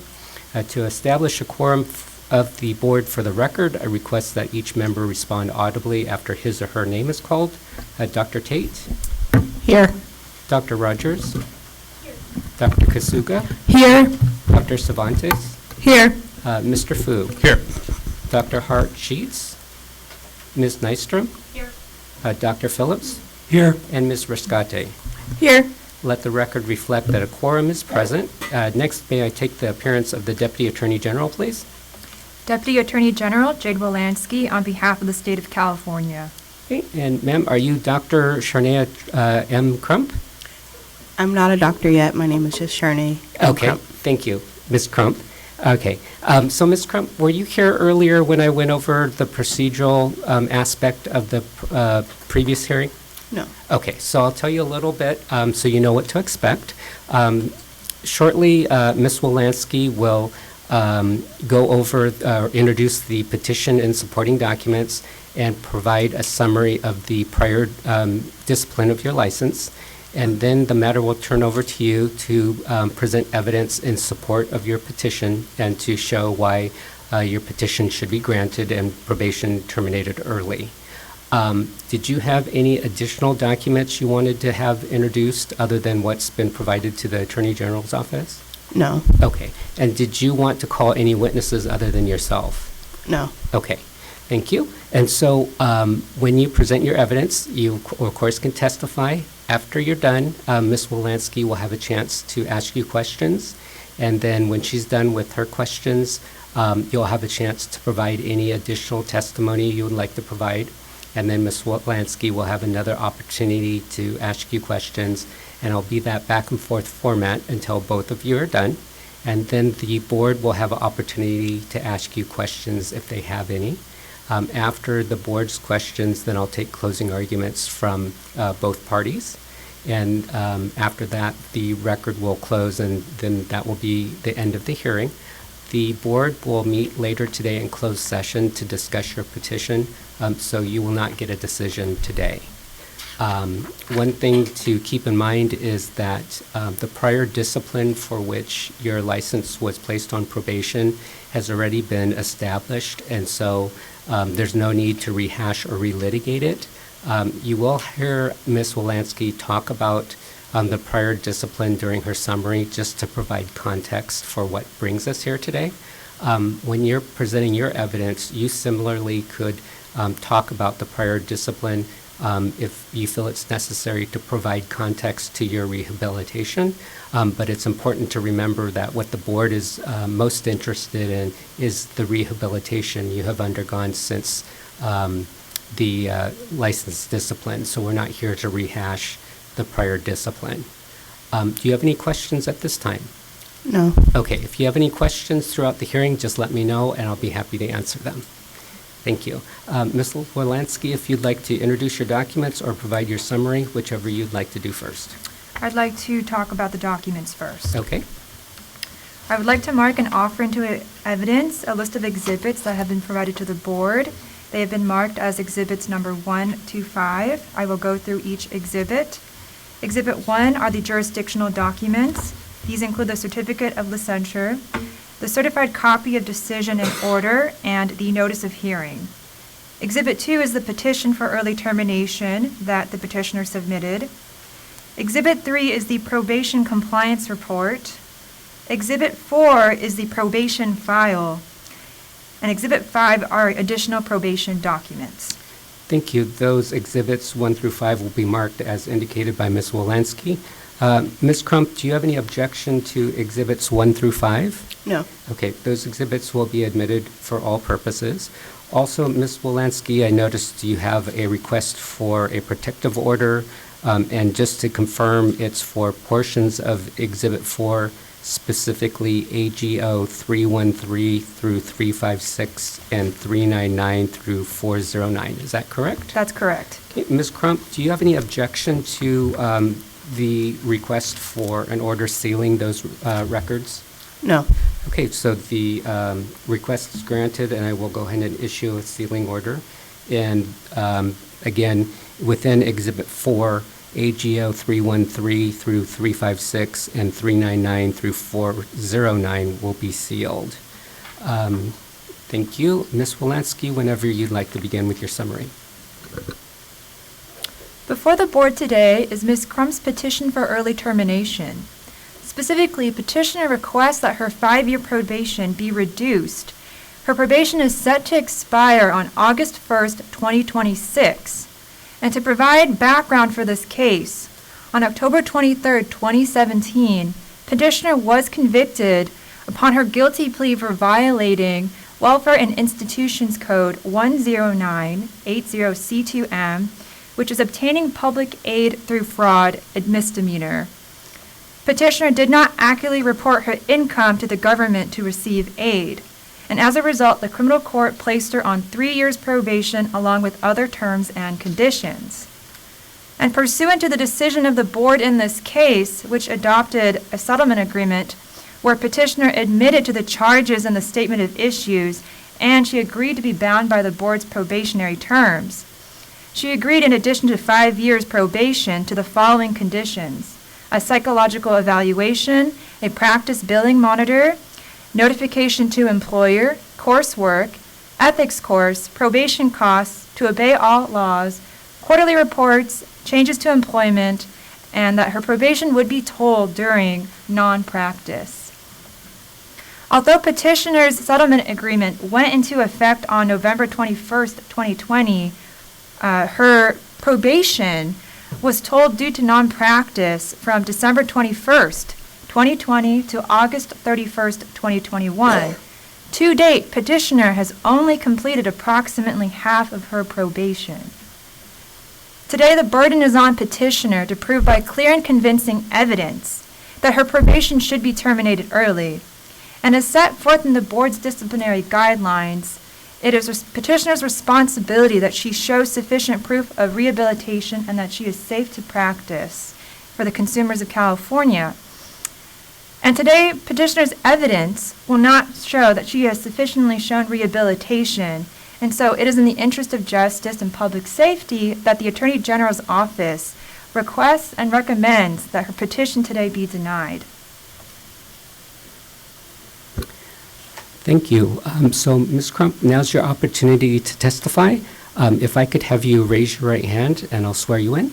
Do you solemnly swear or affirm, under penalty of perjury, that the testimony you will provide in this matter will be the truth, the whole truth, and nothing but the truth? Yes, I do. Okay, you may put your hand down. Thank you. If I could have you state and spell your full name for the record, please. My name is Sharnay Crump. First name Charnea. My last name is Crum, as in Michael, P as in Peter. Thank you. So, Ms. Crump, now's your opportunity to testify. One thing, or two things I'd like you to keep in mind is, first, when we testify in the narrative, it's very common for us to talk a little faster than we normally do. Also, I know, recognize that you may be a little nervous, and that when we're nervous, we often talk faster. But I want to make sure I hear all your testimony, as does the board. And also the court reporter is taking down all your testimony. So if you would keep that in mind and try to keep the pace of your testimony on the slower speed, that would be much appreciated. Also, just a reminder that what the board is most focused and interested in is rehabilitation since being placed on probation. So with that, whenever you're ready, you may begin. Okay. Since being placed on probation, I've complied with all the terms of probation. I haven't been in any other trouble. I've completed my ethics course. I've undergone the psychological evaluation, recommended therapy. I have my billing monitor. I do want to address the reason why my probation was told is because my supervisor at the time, we were working out paperwork with the insurance company that my agency uses, and we couldn't get her credentialed. So I had to pause for a moment until she was credentialed and we were receiving referrals. I would just like to start with a clean slate. I understand the severity of everything that I've done, and I would like the opportunity to start over again.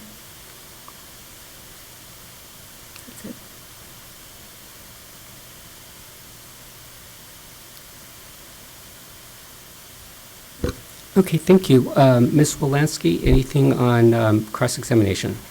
Yes. Ms. Crump, as part of your settlement agreement, as part of Condition 1, you completed a psychological evaluation, correct?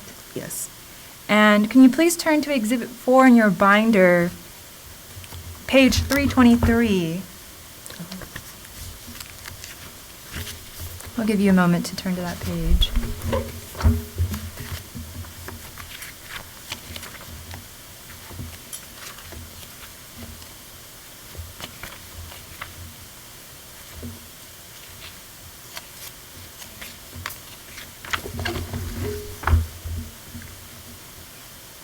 Are you on the page 323? Yes. And have you seen this report before from your psychological evaluation? Or have you seen it before?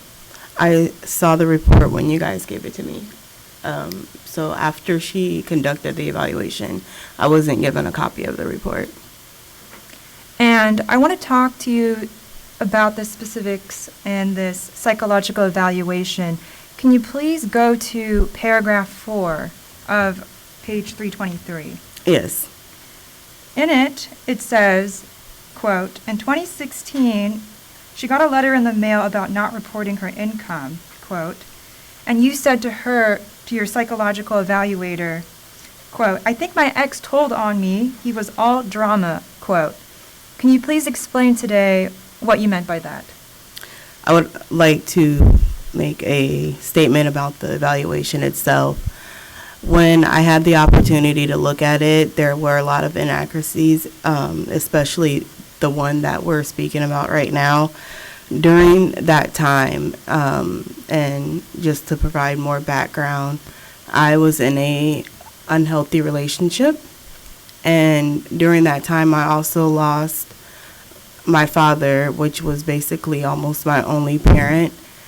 And that's when the relationship became even more so unhealthy, to the point where there was a lot of back and forth of him being in my home. I'm trying to make him leave, and he's telling the cops, like, okay, this is where I live.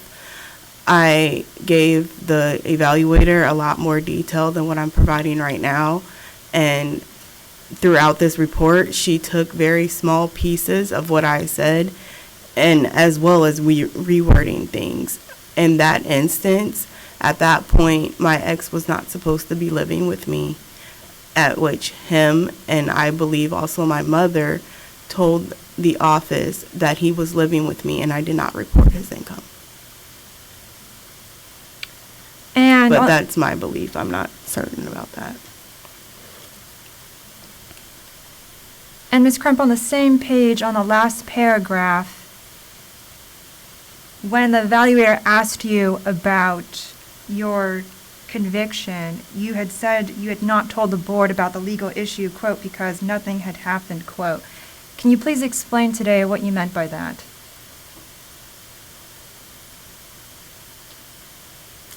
I have no idea what that is. I do know that I didn't say anything to the board because I had completed all of the requirements for the incident. So I completed the community service, I paid the restitution, and my understanding of things was, is there anything directly related? I didn't think that it was directly related to me treating people. And Ms. Crump, can you explain why you thought it was not directly related to treating patients, your conviction of dishonesty, obtaining fraud, government aid through fraud? I was looking at it more from a clinical lens and not thinking that there's billing involved, there's payments involved.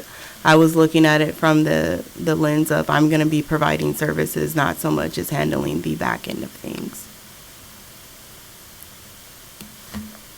And turning to page 329,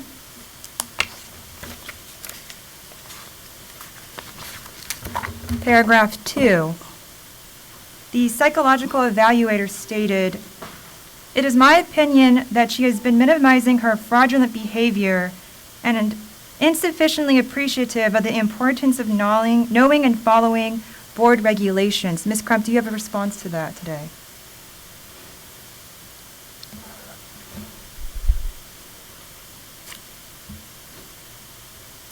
I don't.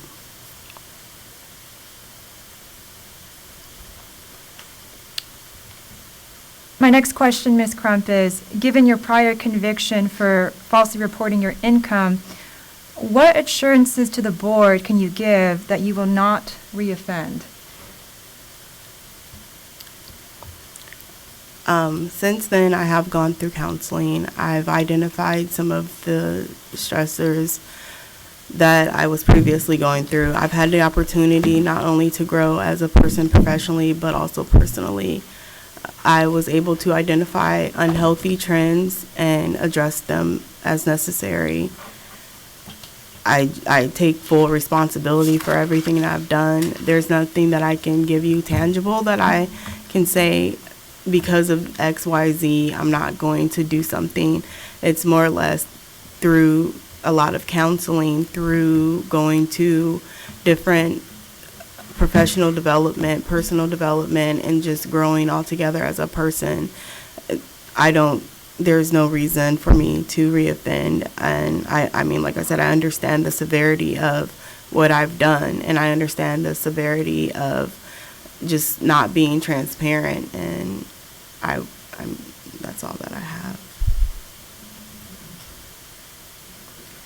You stated that you participated in therapy to address the underlying causes that motivated you.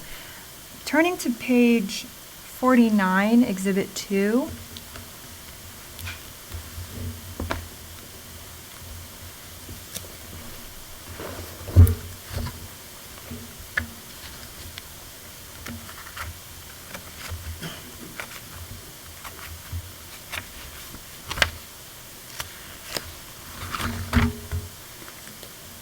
Do you see where it states your therapy ended on September 25th, 2022? Yes. Since September 25th, 2022, have you participated in any further therapy? No. Outside of, I currently have a psychiatrist that I see once a month. So about once a month I see a psychiatrist. And this therapist that you see once a month is separate from you? How long have you been seeing this therapist for? I've been going there since the beginning of this, I want to say since like 2021. I can't remember off the top of my head. But it's been multiple because it's through my health insurance. So when one leaves, I get assigned a different one. And Ms. Crump, if your probation is terminated early and the billing practice monitor is removed, how can you assure the people of California that you will not pose a danger to the patients that you see, given that your underlying conviction is related to dishonesty? Currently, I do work for an agency that handles all of the billing. One of the things that I can say is just making sure that I keep adequate records with patient signatures if I do go into private practice and I don't have another person handling the billing. But the agency that I work for, they take care of all billing, and right now, that's the only way that I could really do that. Your Honor, no further questions.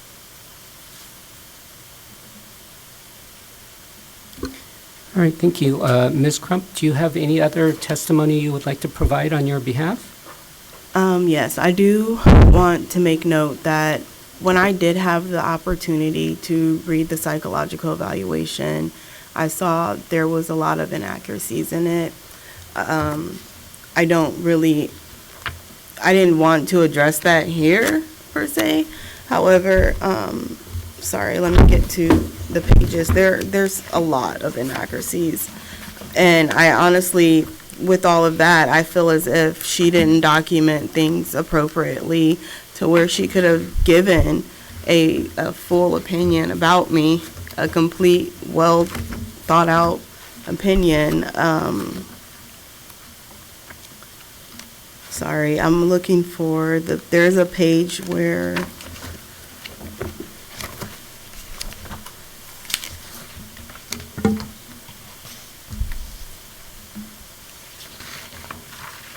if you can turn to page 322 and paragraph 2.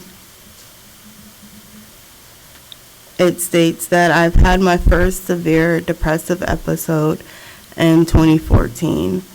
And it also states that I came back to California in 2012 and my father was medically ill in a nursing home for the next 2 years. I did not return to the state of California until 2013. And I know that there is no way that I could have accidentally given her wrong dates, because I came back to the state of California when my son was 6 weeks old. He was born in June of 2013. My father was not medically ill in a nursing home until in 2013. He was not here with me. He was in Mississippi, where he died with my older brother.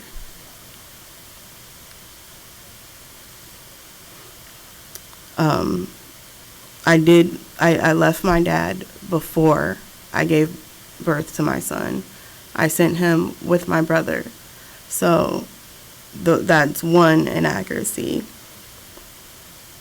There's a lot of quotes in here where it's just language that I really typically don't use. And by it being so long ago, I'm almost certain that I didn't say a lot of this stuff. For one, stick up for me, and then something in here talking about like I had to do what I had to do to take care of my kids. And I feel like this was a very poor job and poor judgment on her behalf, and it painted a very ugly picture of me, which is not the truth. In hindsight, I did go through a very abusive relationship for 10 years. And at that point, I feel as if she, hold on, going back to where,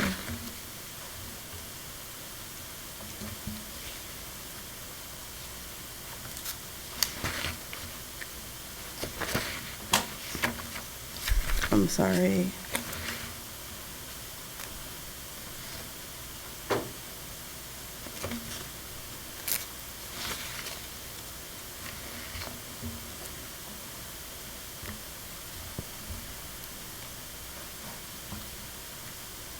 Going back to page 329, where the evaluator stated that the problem is my lack of insight. That part I agree with. However, I did not have limited psychotherapy. I've been in and out of therapy for about 19 years now, and I expressed that to her. I let her know that I've gone in and out of therapy for 19 years. I've had trauma that kept me from seeing certain therapists, and it made it very difficult for me to continue therapy sometimes. And she took my words out of context at the top of page 329, where it says that I can see things from my client/patient's perspective and understand in a way I've seen other people sometimes don't.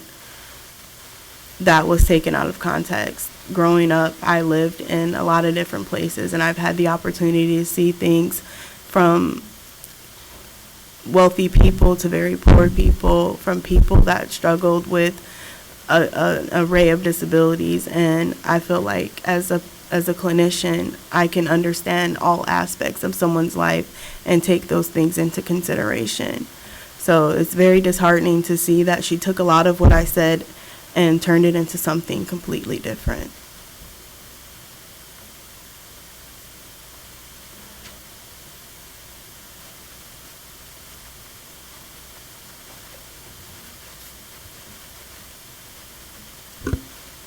All right, anything else you'd like to say? No. Okay, Ms. Wolanski, anything further on Red Cross? No. All right, are there any questions from the board? Go ahead, Doctor. Sorry. Hi, Ms. Grum. I just want to go back to a couple of things. One is when you didn't disclose about the previous conviction because you didn't think it was directly related to clinical work back then when you made that omission. Do you still believe that right now? No. Can you talk about how you think what your conviction, how your conviction is related to clinical work? It's just about being able to trust the person that's treating you. If you can't trust someone, then you're not going to really be fully committed to treatment and open to receiving the treatment from that person. And if you see that someone has committed fraud, lied, it would question their integrity and as a clinician. So, yes, I see. And then the second question, which is a little bit related, but it's with regards the evaluation from February 26, 2021. On AGO 336, which is basically page 6 of the report. Let me get to it too.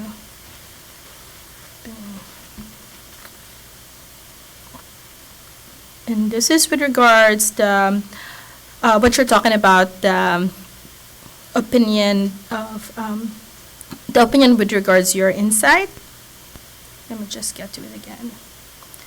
2 more pages to go through, scrolling. Oh, is it 331? Okay, got it. Okay, so it's on the 4th paragraph where it says, she did not appear to have clearly identified her own vulnerabilities, focusing on the ways her condition had improved in the last few years, which is, kind of like alluding to, you've expressed some insight, but like lacking the ability to identify your own vulnerabilities at that time. Do you agree with her findings? I'm sorry, can you repeat the page number? I'm not seeing it. Oh, sorry. It's 320. Okay, sorry. AGO 329. 331 in the packet. I don't know why my numbering is all off. Sorry about that. But basically, I think it's page 6 on the evaluation. And which paragraph were you referring to? I'm talking about the 4th paragraph where it says, Ms. Campbell expressed some insight about the ways her childhood experiences and her psychiatric disorder might have affected her adult decisions and behavior. She did not appear to have clearly identified her own vulnerabilities, focusing on the ways her condition had improved in the last few years. So, do you agree with this finding that, about your insight? No, I don't. If not, can you speak to kind of like how you perceive, what your perceived vulnerabilities are when thinking about what had happened and, your current like vulnerabilities? Currently,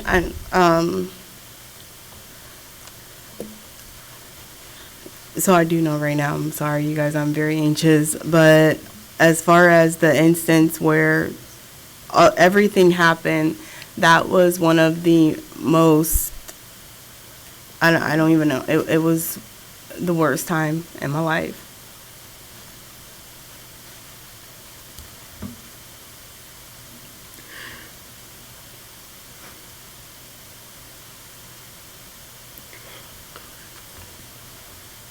It's been almost 10 years and I can't even think about my dad without crying. Would you like a short break, Ms. Crump? Okay, let's go ahead and take a short recess. Let's go ahead and go off the record.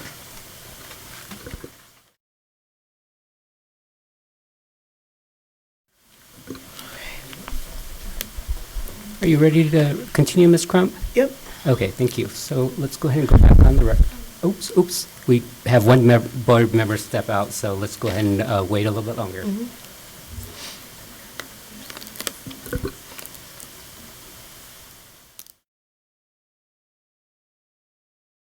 Go back on the record. And Ms. Crump, if you'd like to continue, if you lost track of where you are, where you were, I could have the court reporter read back your last few words or sentences, or if you recall where you are, you could just, where you were, you could pick up from there. I'll pick up from there. Okay. So during that time, it was it was a very dark time for me. At that point, like, I just kind of shut off. And I want to also address that she said that disassociating from my emotions. I shut off, like, literally. I can't even explain how that impacted me during that time. I literally didn't speak to anyone for about a month after I found out. That was the only person that I had. I shared this information with her. And at that point, I understood that I needed to go to grief counseling.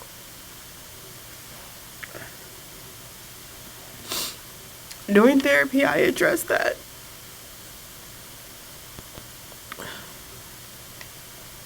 However, I know that there is no amount of counseling that I can go through to help me. I just need to make sure, and I have worked through that through therapy, that I am very intentional about the things that I do when I start to feel the pain that I've previously felt. I have to accept it, understand that it's always going to be there, but I cannot turn off everything. I have to continue to take care of my responsibilities, which is what I lacked during that time.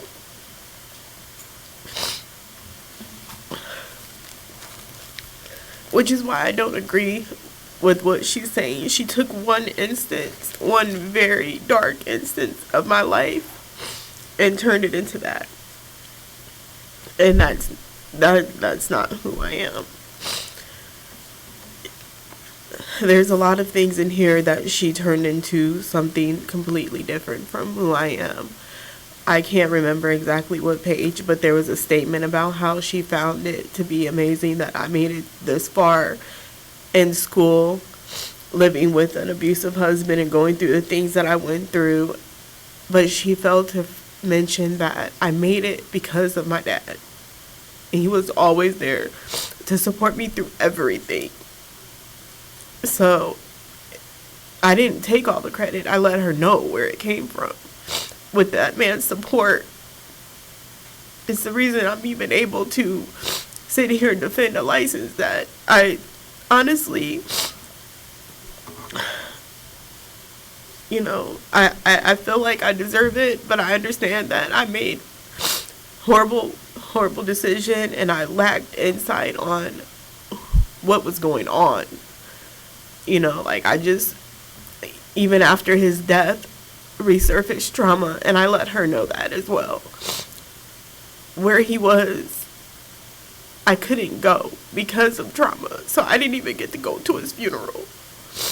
So I was living with a lot, and I just stopped. I gave up. I didn't take care of any of my responsibilities, and that's on me. But now I know that I can't run from life because of this.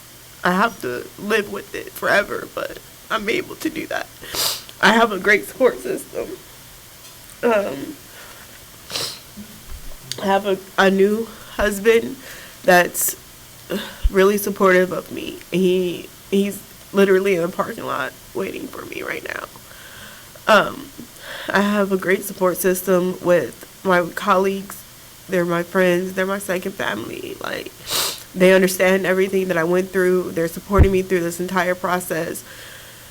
I also have friends and family throughout this country, really, that's there for me. And they support me, and I now know that when I need them, they're there, and I have to start reaching out, which I have, for that support. With that being said, I never in a million years would have asked anybody to write me a letter of character or anything. I would have tried to do this by myself. The only reason I don't have an attorney is because that's just a cost that's not feasible for me right now. But I realized I'm not in this by myself. I have people. Just a follow up with that. So I understand that you're saying that during that time you're saying that you lacked insight on what was going on, and that contributed to the conviction. What assurances can you provide the board that if it happens that you're in a difficult spot, that you won't resort to your past behaviors? Yes. I identify stronger support systems. I'm utilizing those support systems that I have. I also understand when it's time for me to go to therapy, when it's time for me to seek out help. Like I said, they say time heals everything, but it's not going anywhere. I can barely talk about the man without crying. So, but I've gotten past the stage where I can't function. I can function as a human being now, and just knowing when I need support, who to call. I know that I'm not by myself, and that was my thing. I felt like I was alone, and I know where to go now. Thank you, Ms. Crow.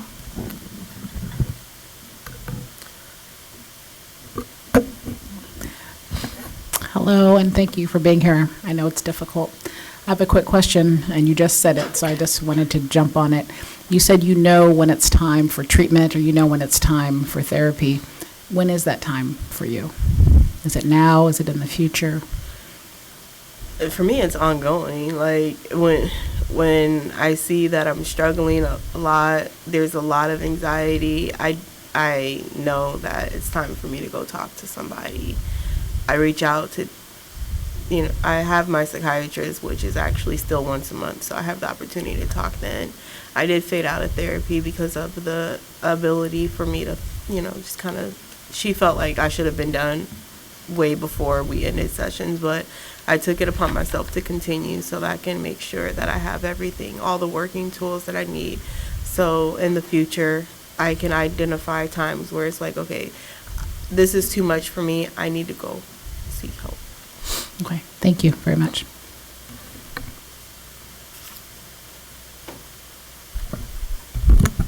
Thank you, Ms. Crump, for being here. I have a question for you related to the evaluation on page AGO 329, same page that Dr. Kasuga was referring to. It's in the first main paragraph where it says, in fact, understatement is characteristic of Ms. Campbell. It's actually the next sentence where it says, it is my opinion that she has been minimizing of her fraudulent behavior and insufficiently appreciative of the importance of knowing and following board regulations. What's your thought on that? Do you agree with the evaluator's assessment here?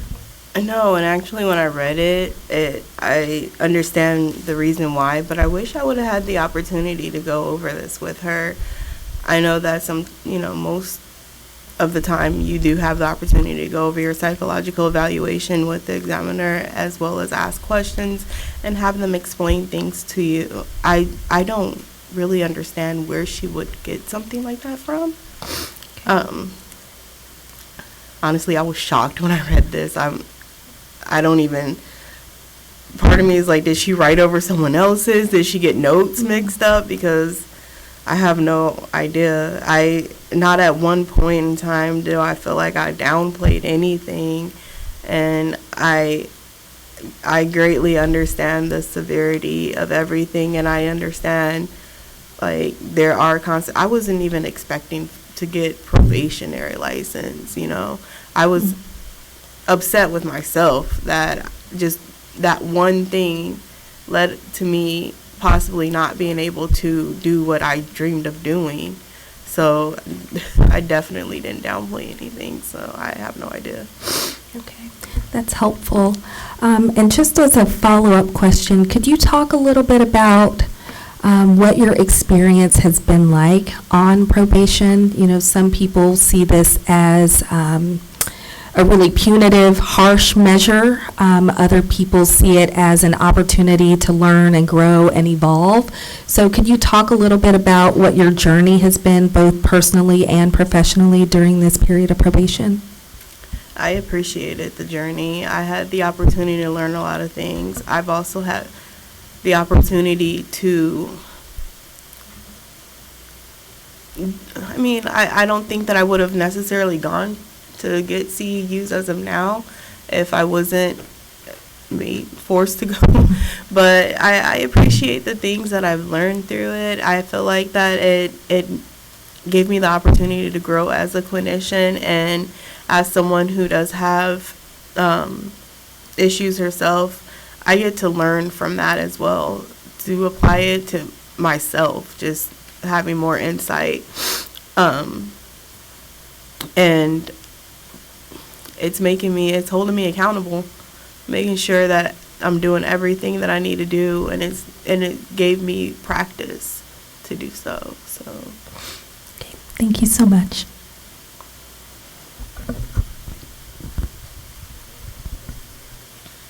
Good afternoon, Ms. Crump. Yes. Or Dr. Crump, I should say. No, not yet. Oh, not yet? Okay.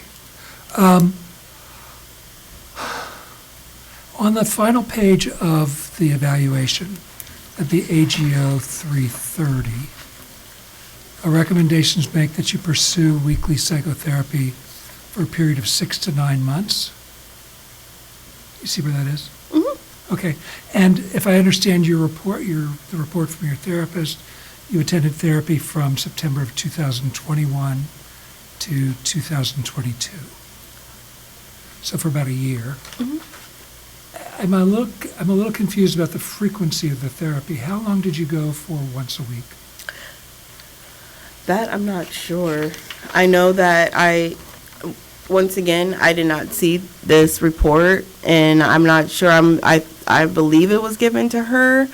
I went by what she advised me to do, so I went weekly until she started to fade me out to bi-weekly, and that was her recommendation. And how far, you don't remember how far that was? I don't. I'm sorry. It was several months, probably. You said you see your psychiatrist once a month? Yes.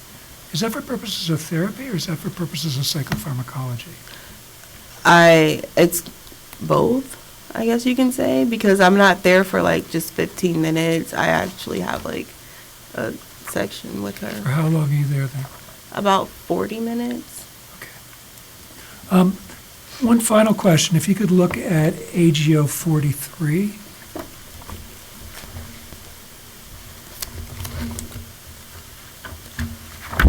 Which is your petition to early terminate.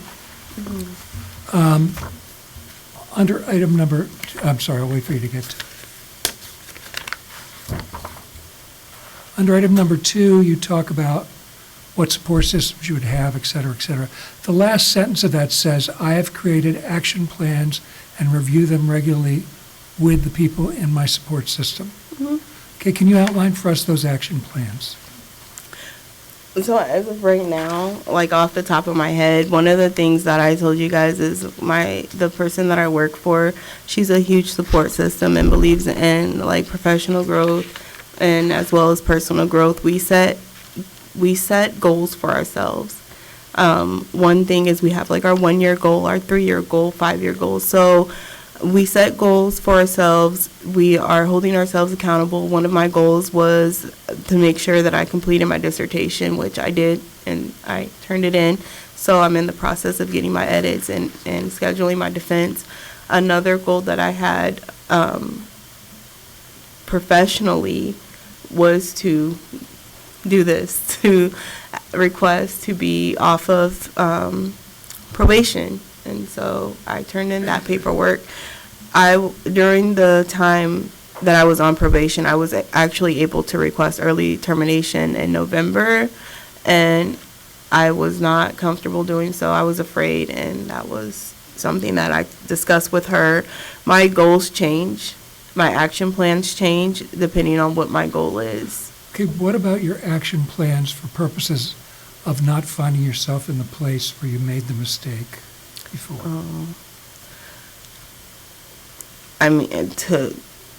I just know, like, when I have issues to go seek assistance, regular, I don't even know how to explain it. Sorry. Anything else? No. Okay, thank you. Any further questions? Go ahead. Hi, Ms. Crump. Hi. So, you said this is your first time seeing the psychological evaluation when you basically received this. About how long ago was this? I think I received it a couple weeks ago. And when the board staff reached out to you about your need for psychotherapy, what information was conveyed to you about reasons for why you're going to psychotherapy or? Nothing. They just said that she suggested that I go to psychotherapy and that the therapist will be given the report so that she can develop the goals for me to work on what's needed to be worked on. Did you ask the board staff why that was the case? I remember if I asked if I can get a copy, and I have the email, and I was just denied, so I didn't challenge it. No, I did not. And so I want to clarify, you asked for a copy from the board staff and you were denied the copy?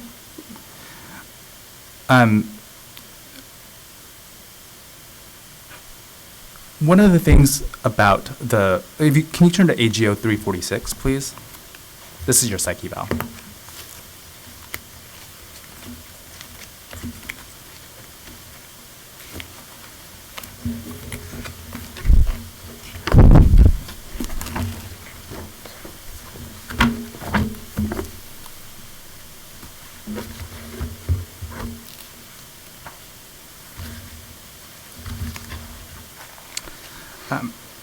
Can you go to that second full paragraph that says there is?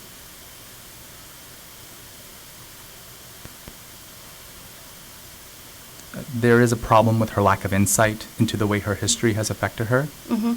How has therapy with Dr. Ortiz addressed that?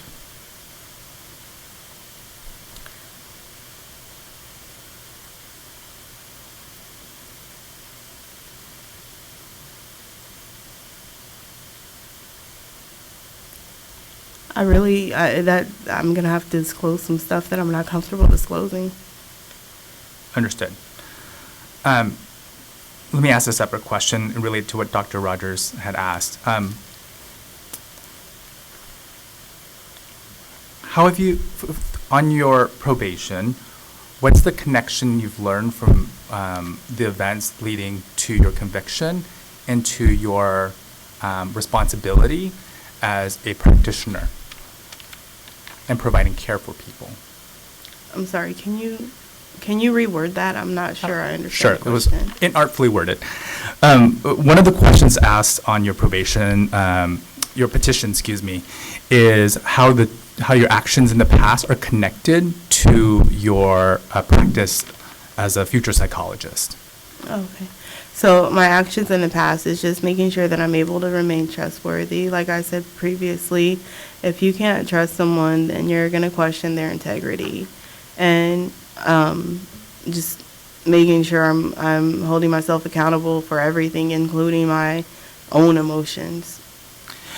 Beyond that, what are the responsibilities as a practitioner to the client when it comes to making sure that they're accurately billed with their insurance, or with if you're seeing a client who's on Medi-Cal? I'm curious to hear your connection between those two things. Right now, I don't handle billing. So in the future, like I said, if I do go into private practice, it's a step that I would have to learn, and making sure that I keep adequate records, because I know that this isn't going to disappear, and could be at any given time, if there's a question about integrity when it comes to billing, I need to make sure that I'm able to provide records and prove that I did things by the book. Switching to a different topic, you mentioned to Dr. Phillips that, and I think Dr. Tate, that you know when you will need to seek assistance. Since 2002, when you terminated therapy with Dr. Ortiz, have you sought psychotherapy? Since 2022? Correct.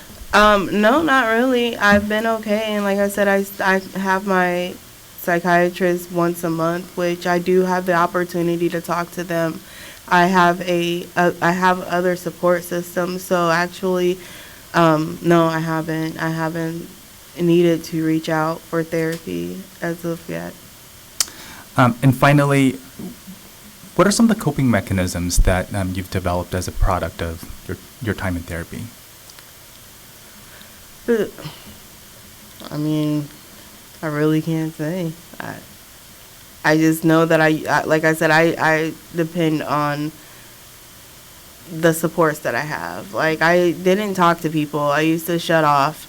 I didn't tell people things about what's going on. The one example I can provide for you is I do have a daughter.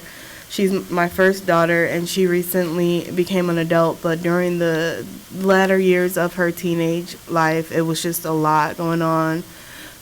She was having difficulties just following rules, didn't want to be home, and I knew that I could reach out to a friend of mine who's gone through it already 3 times. So what can I do? What am I doing wrong? Just making sure that I'm reaching out to people before just running away and hiding in a room and things like that. That was, once again, one instance that really made a huge impact on my life. And if I could do things differently, I would have. If I could do things differently years ago, I would have addressed some of the things that were happening within myself. And without disclosing things that I'm not comfortable disclosing right now, I could have taken care of that a while ago. However, it was very difficult for me, given some of the therapists that I had.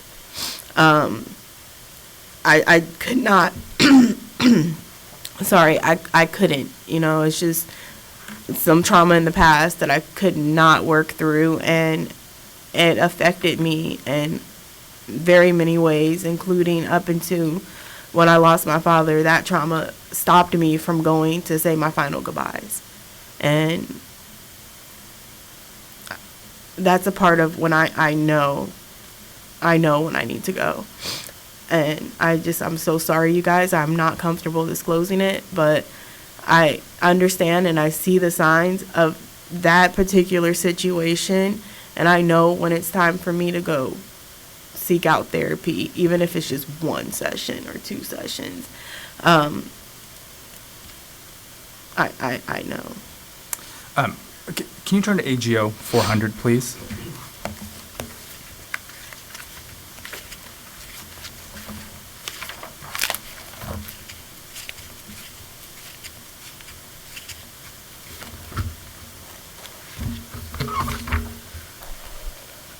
Under objective and treatment focus, the third item on there is learning coping techniques to reduce possible trauma symptoms. Is that correct? Mm-hmm.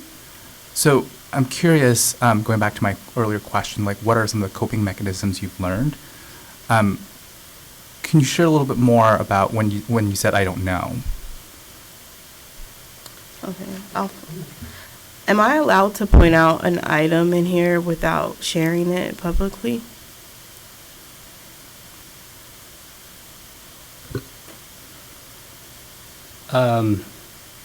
It's kind of hard to answer. I mean, it's your chance to provide testimony. So, I mean, if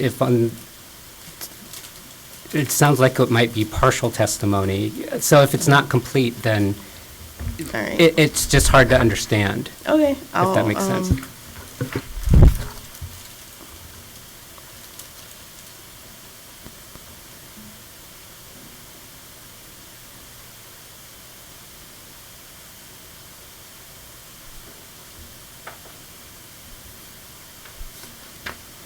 I'm sorry, I'm looking for.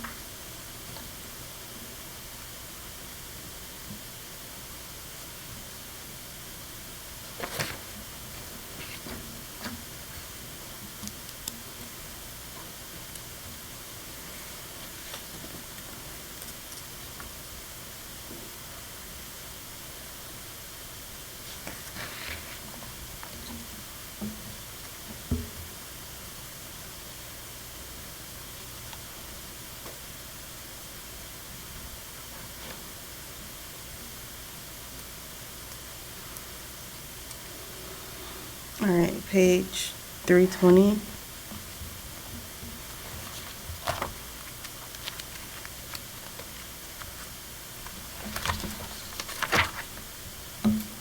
Paragraph 4.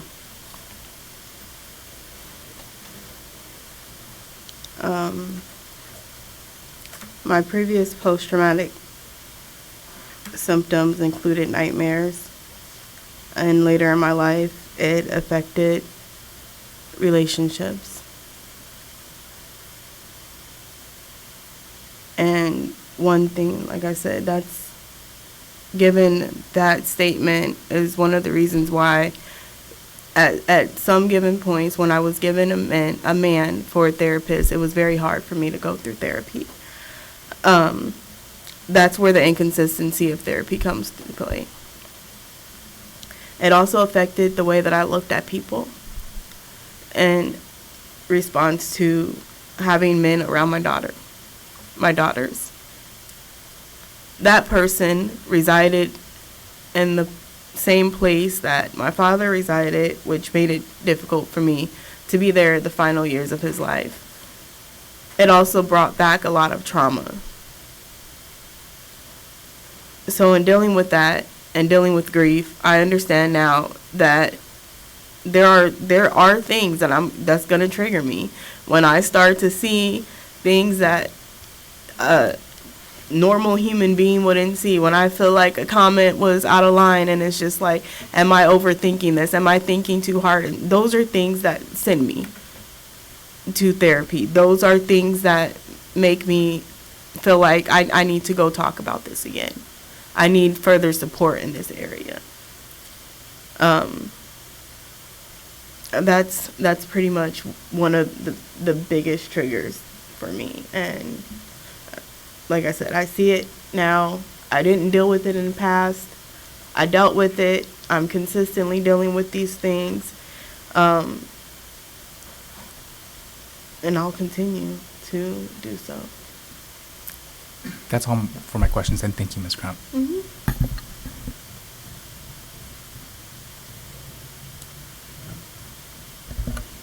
Thank you, Ms. Crump, for your transparency and your vulnerability. Question for you. You've talked about how you deal with triggers in your personal life. Can you talk about what your approach is or would be should that happen in the therapy room? It did. Yeah. It definitely did. And so... And I transfer that patient to another clinician that is in the agency. Okay. I'm not ready to treat anyone. Okay, you have that insight.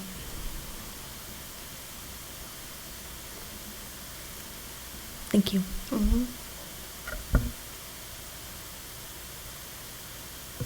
Any further questions from the board? Go ahead. So the most recent answers you've given have suggested to me that at times when you are triggered, it can trigger delusional or psychotic phenomena. I wouldn't call it delusional.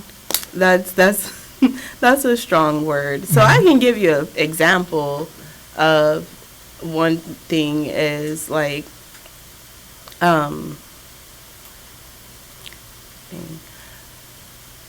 there are times where I would feel uncomfortable for not a specific reason other than just a man in a room with a little girl paying a little bit too much attention to the girl. But is it really that or is it something else, you know? So for me, it's one of those things where I'm like, am I starting to experience these symptoms again?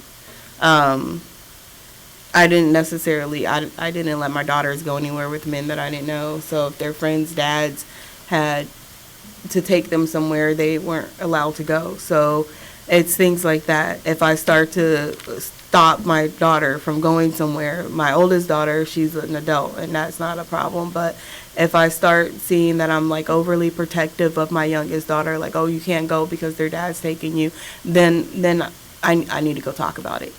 So it's in times when you think, is this an accurate perception or not? Mm-hmm. Okay. One other question I had was, you're on medication right now. Mm-hmm. What medications are you on?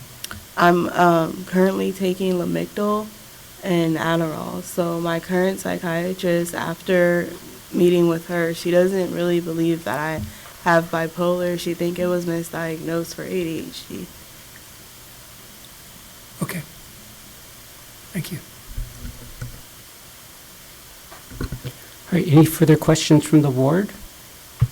I have one question. So you said, like, there was an incident where you did have to transfer somebody.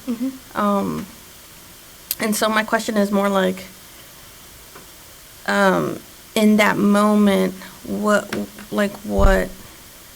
would you do, or what did you do, so that that person didn't, like, you still have to make sure they get the care they need. So in that moment, how do you center yourself to make sure that they're gonna get the care? And, if it's an hour appointment and that happens like, 15 minutes in, right? You still have that time left over. How do you make sure to center yourself to make sure that you're giving the, proper care to your client? At that point, what happened was it was the initial interview for a psychological evaluation.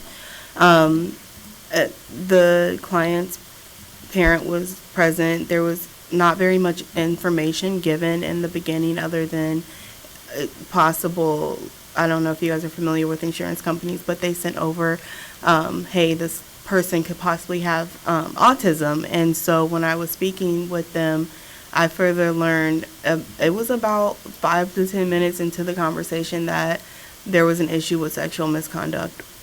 And it occurred in a very similar fashion as mine.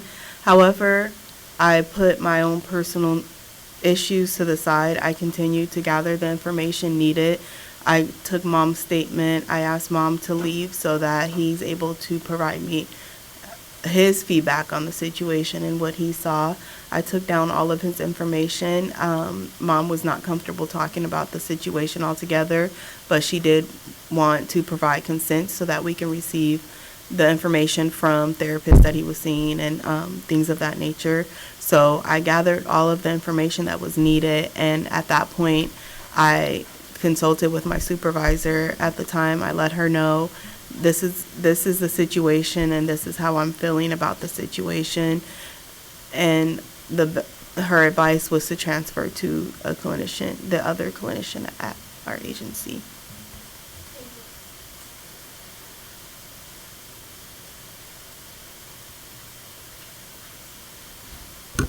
All right, any further questions? Go ahead. You submitted some letters of recommendation. Yes. And I'm curious,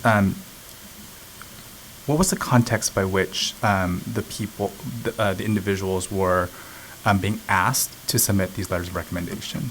I let them know that I requested early termination of probation, and if they wouldn't mind, because I knew they couldn't be here to testify, if they wouldn't mind to write a character letter for me.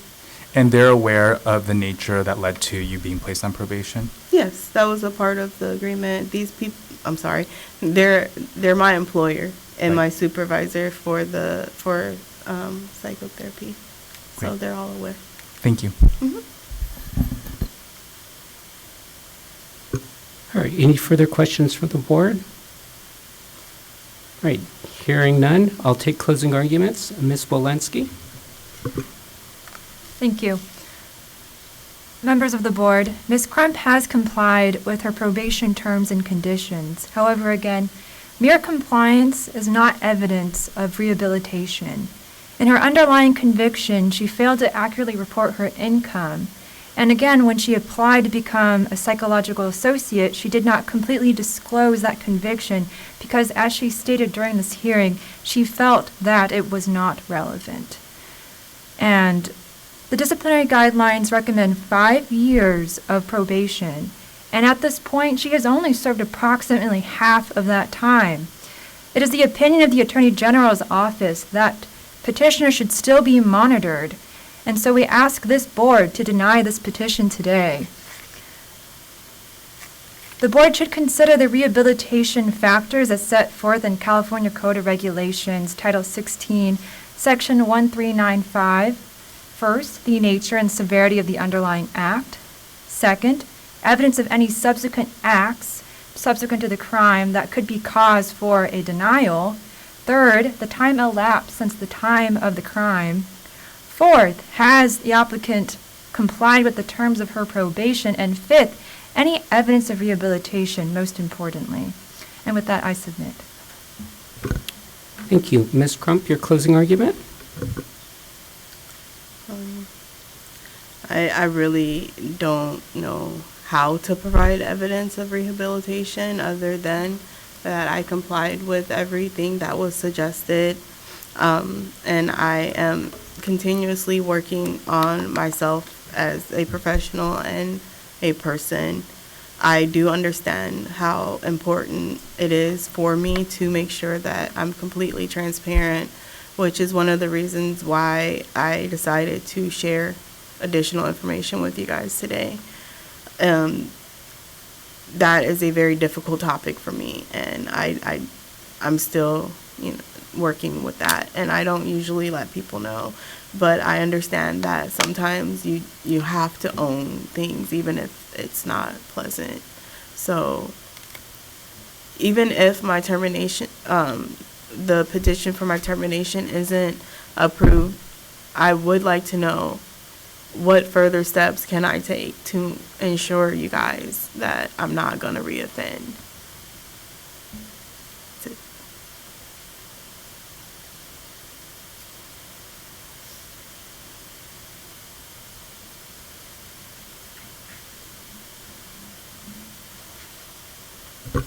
All right, thank you. Thank you, Ms. Malinsky. Thank you, Ms. Crump, for both of you for being here and your presentations. That concludes the hearing. So the record's closed, the matter submitted, and we are off the record. Ms. Crump, I don't remember if I told you at the beginning. If I didn't, I apologize. If I did, I'll just remind you to stop by the court reporter before you leave. She'll have a form for you, and that's just in case you want a copy of today's transcript. It will have all the information you need to go about ordering a copy. Okay? Thank you very much for being here. Hello, everyone. Before I introduce the next item, I would like to have Ms. McCochran come up and let us know about our CPD information for everyone in attendance.